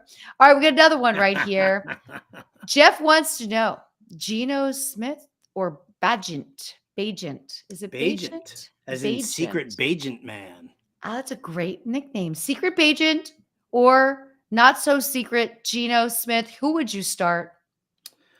Well, that Geno Smith really has a punchable face, doesn't he? He does. This dude has been nothing but let down, game in, game out. This is not like last year. It's not. Now, I have a hard time going with Tyson Bagent, but I'm just going to say this. From my man Scrimp Daddy, from my man Jeff, I would take the shot on Tyson Bagent, because here's the deal. The Los Angeles Chargers, when they're favored by more than a touchdown at home, they never deliver. They never deliver. Their defense is just bad enough that Deonta Foreman's going to be able to run on them and that Tyson Bagent is going to be able to pass on them. And this is like a go for broke moment. You got nothing to lose with this one here, because I don't think Geno's going to get you very much against the Cleveland Browns defense, which, terrorized by Myles Garrett. And then you've got these amazing corners on the wide receivers, one of which, DK Metcalf, could still be banged up. He is not good with this hip injury.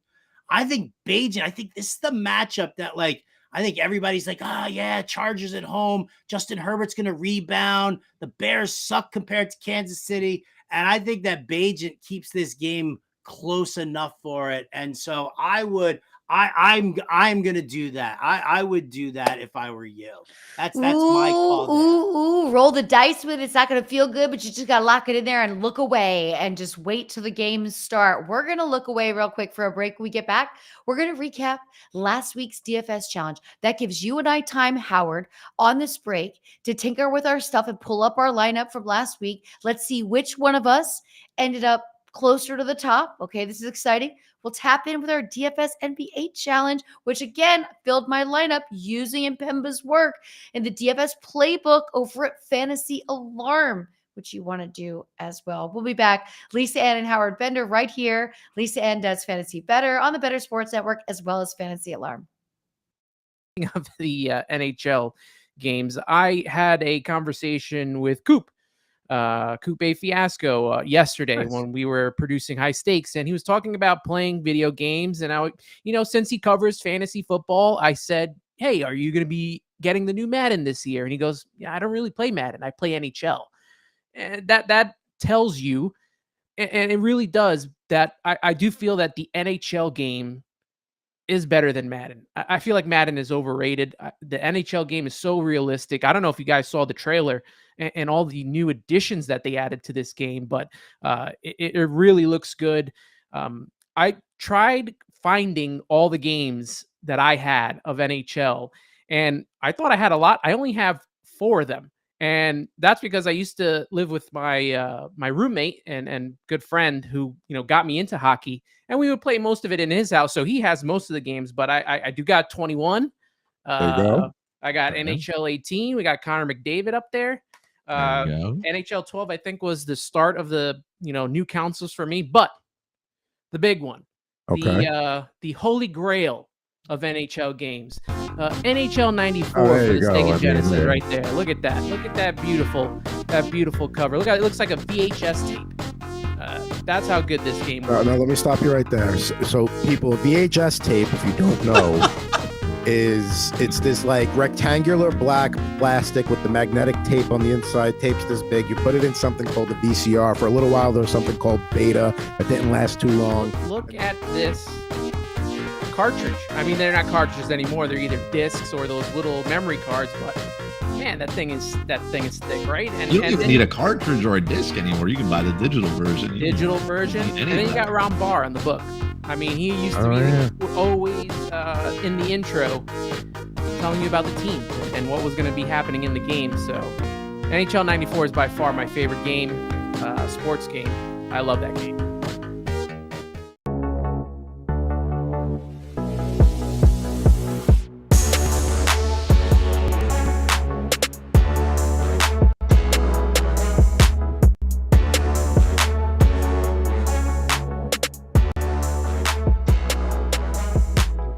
And we are back right here. Lisa Ann and Howard Bender, also known as Roto Buzz Guy. We are here for Lisa Ann Does Fantasy Bettor with all of you in the chat at the Bettor Network, as well as Fantasy Alarm. Let's talk some DFS from last week. 2 weeks in a row, I finished in the top 100. Last week was in like the 40-ishes. This time, I came in 51st place, which I'm sadly happy with. You Out beat of me. 200. I finished in 78th place. Let's talk about it. I went with Jordan Love, gave me 16.3. Brian Robinson Jr. gave me Frostbite an 8.3. Isaiah Pacheco, because you were so hot on him last week. Tyler Lockett, surprising to give me Frostbite 7.8. Josh Palmer finally had the week we had been waiting for, 21.3. Amon-Ra St. Brown, you make me want to celebrate, 26.2.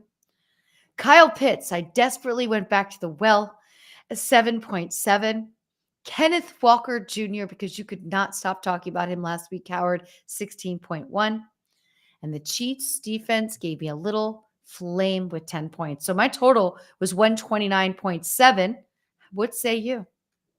What say me was my snowflake quarterback, Justin Herbert, only 12.86. I too had Kenneth Walker in there. Wish he had gotten into the end zone, rushed for over 100 yards, actually had, a couple of catches in there. I had Jerome Ford at 17.4 points. That was solid. He left the game with a sprained ankle. I had Joshua Palmer in there as well. So that's a flame. Rashee Rice, 17 points. They didn't give him a flame for that. 60 yards and a touchdown. They 5 had higher receptions. expectations. It's messed up, man. Snowflake Cooper Cup, 6.9 points. Michael Mayer, 3.3 points. He was garbage. Romeo Dobbs, 11 points. Just didn't rack up enough catches. There are only 2 catches, but he did get into the end zone. And the Cleveland Browns defense, 16 points. Flame. Grand total, 121.86, Lisa Ann. Good for 78th place in our contest. Our winner chicken dinner had 190.7 points. His name is Paul. Go get it, Paul. You did it this week. He went with Mr. Patrick Mahomes, 37.8. Jamal Williams, 12.6. Deonta Foreman, 33 with a flame. Yeah. Rashee Rice, like you, 17 points. Elijah Moore, 9.9. Drake London, 11.4, Travis Kelce. The big Taylor Swift moment, 38.9, Kenneth Walker III, 16.10. And the Ravens defense for 14, which Ravens defense was cheap, 14 points. All of you can be just like that winner and just like us and be in this challenge. I've been putting the link out of my timelines at the real Lisa Ann. Let's talk a little NBA. You want to talk about your lineup, Howard? Because yeah, let me go find my lineup here. Okay, I'm going to tell you where I'm at right now because we are live on this one. This is a live entry, which is so exciting. I have 74 total points right now. I went with Marcus Smart, Victor Wembanyama, Morris Sr., Markieff Morris, Zach LaVine, Evan Mobley, Jordan Poole, Tyler Horton Tucker, and Tyler Hero. I have 285 minutes left to go, though, so I'm not even worried. But right now, I'm in 151st place out of 200. I have 264 minutes still to go. I have 78 points here, but I also have a lot of similar names as you because I too went to John and Pemba and went with that. So I still have Fox still to go tonight against Utah, but Tyler Hero, 17.25. I've got Horton Tucker coming up later on tonight as well. Obi Toppin. How about Toppin here? 20.5 right now. So I'm enjoying that. I've got Turner at center, 17 points. Zach Levine. Is it Levine or Levine? Somebody help me. Levine. I say Levine. Zach Levine. All right. Well, Zach Levine is stinking it up with 6.25 points right now. Emmanuel Mobley. I've got him at 17 points. And then I, too, have Wemby sitting in my lineup here as my utility player. So currently sitting in 150th place with 78 points. Feeling mildly confident, knowing that I've put my trust into John and Pemba. How could you not? I mean, this is what he does. I am, after this show, going to watch a little NBA because I want to see Wemby out there. Of course, we all do. We've waited for so long. The NBA never disappoints. We're back. And I won't be watching tomorrow night because I'll be focused on the NFL. And the weekend will be right here. So all of you, Jeff says he's winning one this year. I'm for you. I'm for you right there. Let's go to right here. Let's do 2 or 3 more questions. And we're going to talk about some games we like, some chalk. And again, remind you all about how helpful it is to go to Fantasy Alarm. Go to Fantasy Alarm and sign up with your promo code, which right now is LOCK. Wow. So get all pro now access and save an extra $100 when you unlock all access for all year. Use promo code LOCK at fantasyalarm.com/lock. That is again, fantasyalarm.com/lock. So we've got James Cook and Joe Mixon for Austin Eckler. Is that too much? I want to move my depth for some better starters. Wait, what does he have there? James Cook and who? Joe Mixon for Austin Eckler. He would be bringing Austin Eckler onto his team. Yeah, I think you're giving up too much here. I do. I mean, I genuinely believe that, it's too much. I know you want to move your depth for better starters, but I'm just not an Eckler guy here. Not to mention the fact I really don't want to give up 2 running backs for one running back. I'd rather get a running back and a receiver, or a running back and a tight end, or a tight end and a receiver. Yeah, I'd like to try and do that, but I don't know, man. I just think that, again, I'm not an Eckler guy, so. All right, we got Mr. Scampers in the room. We know we got to answer Mr. Scampers. Scampers. We love Scampers. Hello, Scampers. Sorry I made you wait so long. Do you like Minshew Mania versus New Orleans? I added in the Mania. Or Mac Jones at Miami? It's for Mr. Fish's Bowl, the Scott Fish Bowl League that we both are struggling in. Yeah, I mean, Minshew for me all the way. I can't deal with Mac Jones. I know that the Patriots just released Malik Cunningham, but Mac Jones, this offense is just it's not good. I know what we saw in Buffalo. I just don't see it happen. I think Vic Fangio has this defense set and ready for all things Belichick. So I'll go with Minshew here. We got one from Isaac that says, should I trade Rice for A-Chain? I think this is a tough one for us to answer without knowing what your other pieces are. Do you agree, Howard? Should I ask Isaac if he could let us know at least just his starting lineup right now? I mean, for me, it's just about what your wide receiver room looks like. Like if Rice is a guy that you've been, keeping on your bench, or maybe you weave him in as like a wide receiver 3 or a flex play at times, then you know what? I mean, if you're 5-2, 6-1, yeah, I would make that move and stockpile for H-Hen later. I would do that. And I'm a big Rashid Rice fan too. I love Rashid Rice. Well, you played him in DFS. You talked about him last week on air. Let's talk about what you're talking about this week, which is your DFS watch list for week 8. We know the important thing is knowing who is the chalk. So what's Chalky Chalkerson? Chalky McChalkerson this week in DFS. And by the way, yeah, the watch list, I published it this morning over at fantasyalarm.com. And I know that you've done the read here, Lisa, and for like that whole thing. I just want to say this about the subscription, right? fantasyalarm.com/lock, promo code lock. You're getting it for a year. You're paying for the full year. But you're paying $187 and change. That breaks down to like $16 a month. Normal price is $40 a month for a Fantasy Alarm subscription. But what you're also getting is not just all of our content for betting, for DFS, and for seasonal, but you're also getting our draft guides, our cheat sheets, like everything. If you get it now, you're getting everything for the next 365 days a year, of the year. So you're talking about the football draft guide, the baseball draft guide. You're talking about all of the content from like throughout the entire time. Like all sports are going on right now. So this is like the ideal time to do it. So that's my pitch, my spiel, whatever.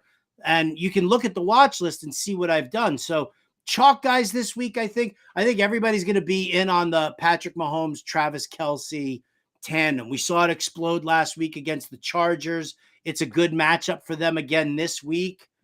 It's better, I think, for Kelce, because Denver's terrible against the tight end. I do worry a little bit about Pat Mahomes, just in the sense that he doesn't need to throw.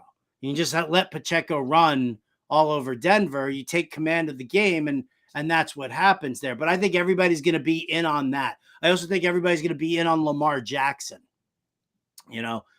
because of what happened this past week against Detroit, and Arizona's defense not strong at all. They play more press man coverage than they do zone. Like Jonathan Gannon loves press man coverage, likes jacking up the receivers at the line, maybe taking them off of their path.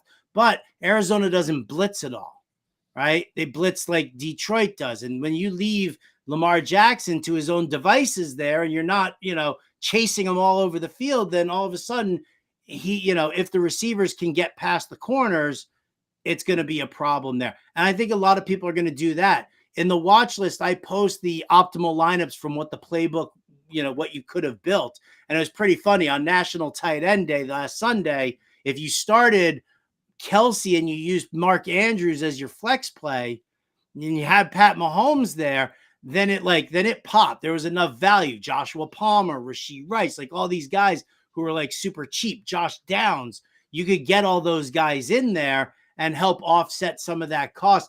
I think we're going to see a lot of people try that again this week, but I think they're going to do it with Lamar Jackson and then both those tight ends. So I think it's going to be a little chalky McChalkerson on that front for sure. I have a history question for you, and I know that you're a buff in this whole space. So when and why did we come up with National Tight End Day? Oh, I don't know. It's the weird. Okay, so I was watching some games with some of my friends of mine that have either played in other sports or still play in other sports. And I said, well, yeah, it's going to be a big tight end day. It's National Tight End Day. And to me, it was just like this normal thing. They're like, excuse me, what? And I'm like, yeah, there's this day every football season where it's like National Tight End Day and everybody knows. And you'll hear it when a tight end gets the end zone. broadcaster's going to say it's National Tight End. And everyone was like, that is ridiculous. Is there a National Quarterback Day? And I'm like, no. And then I realized I had no answers and I didn't feel like Googling it because I didn't want to look away. There's a lot to celebrate these days, thanks largely to Kittle.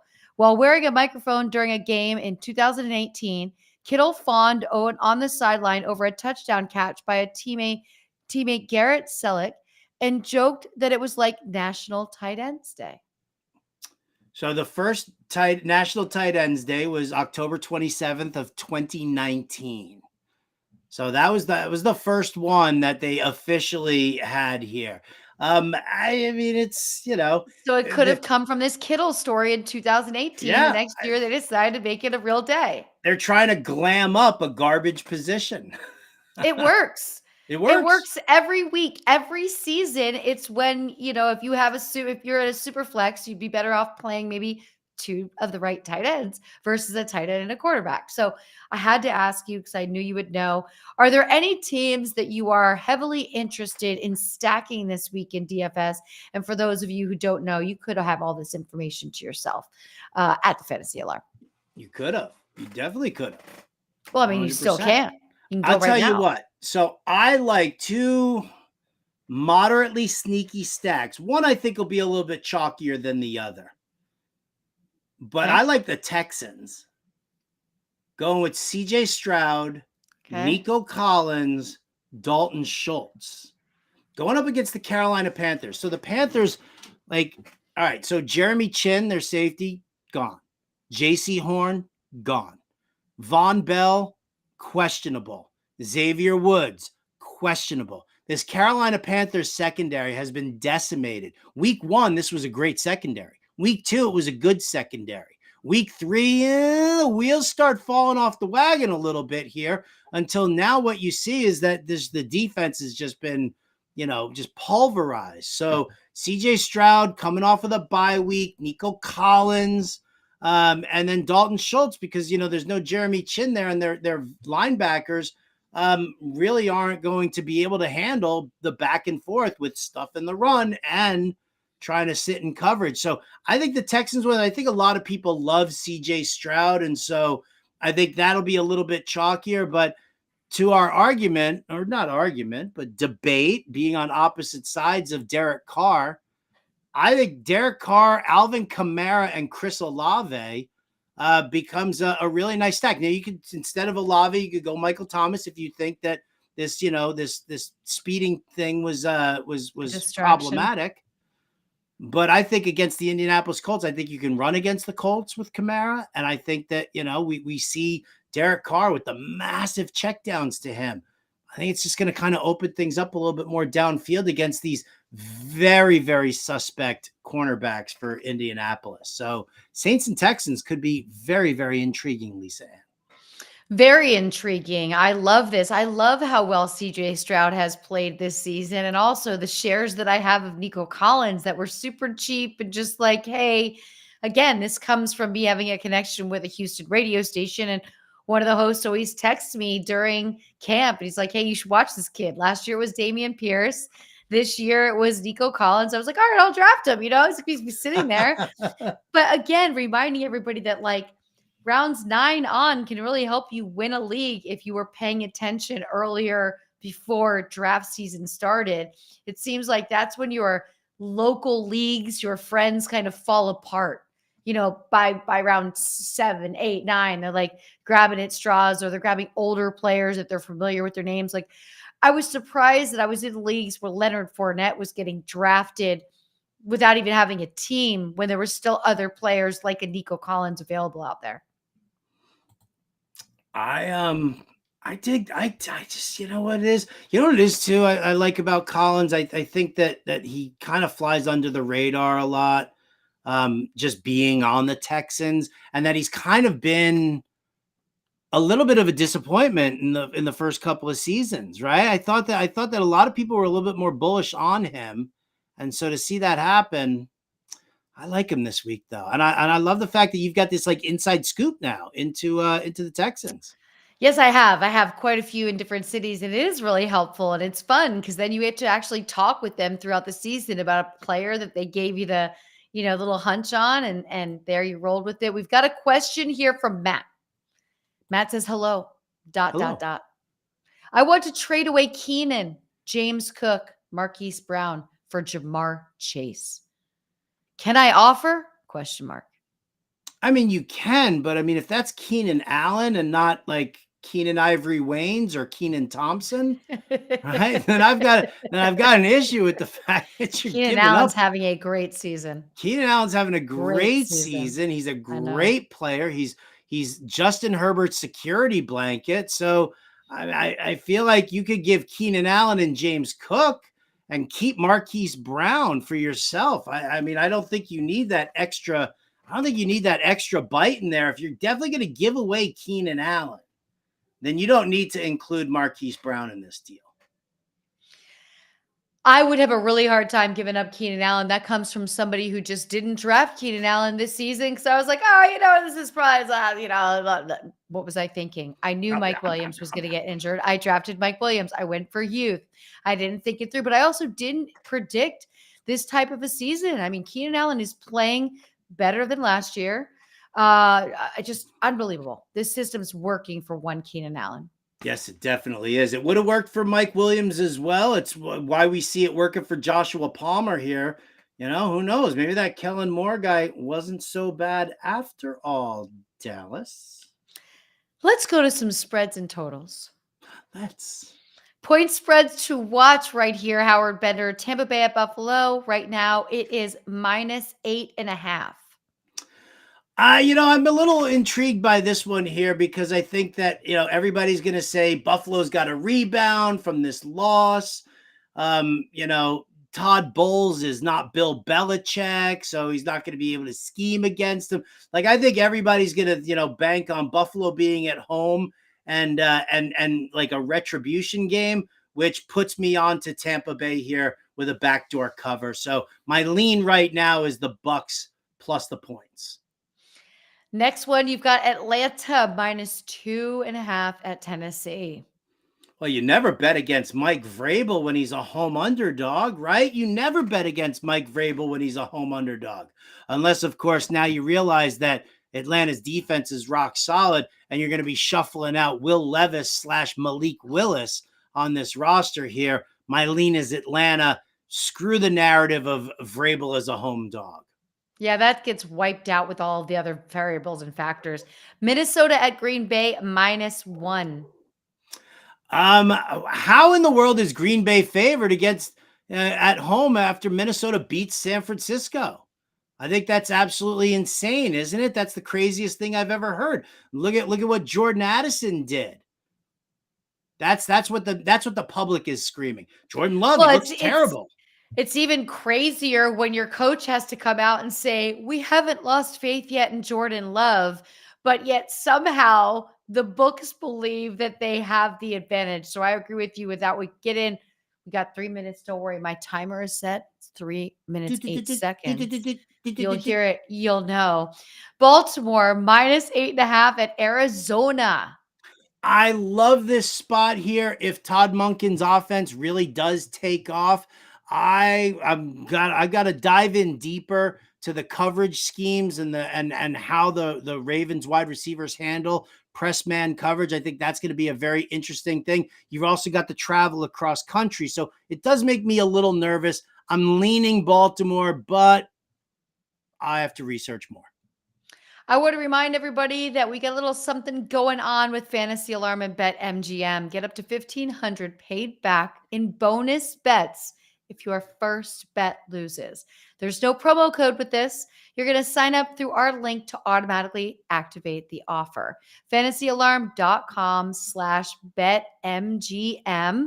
And for everybody that was in the room, we appreciate your chat. So once this posts up on live, there's a little thumbs up. Thumbs up, right?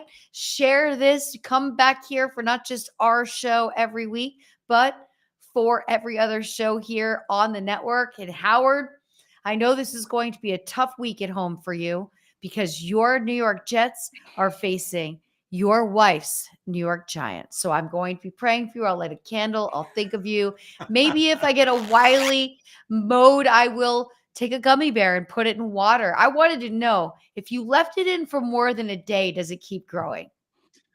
Well, I think eventually it's just got to saturate and not keep growing. Eventually it'll stop growing. If I was 8 and learned this, I would have put one in the bathtub. That would be the obvious thing. Like, nobody could use the bathtub because I want to see if it gets to be the size of the bathtub. Because now I've got a friend. Gummy bear. I've got a friend that's a whole gummy bear. Okay. So, like, I needed to know what the limits were. But for all of you, thank you so much for being here.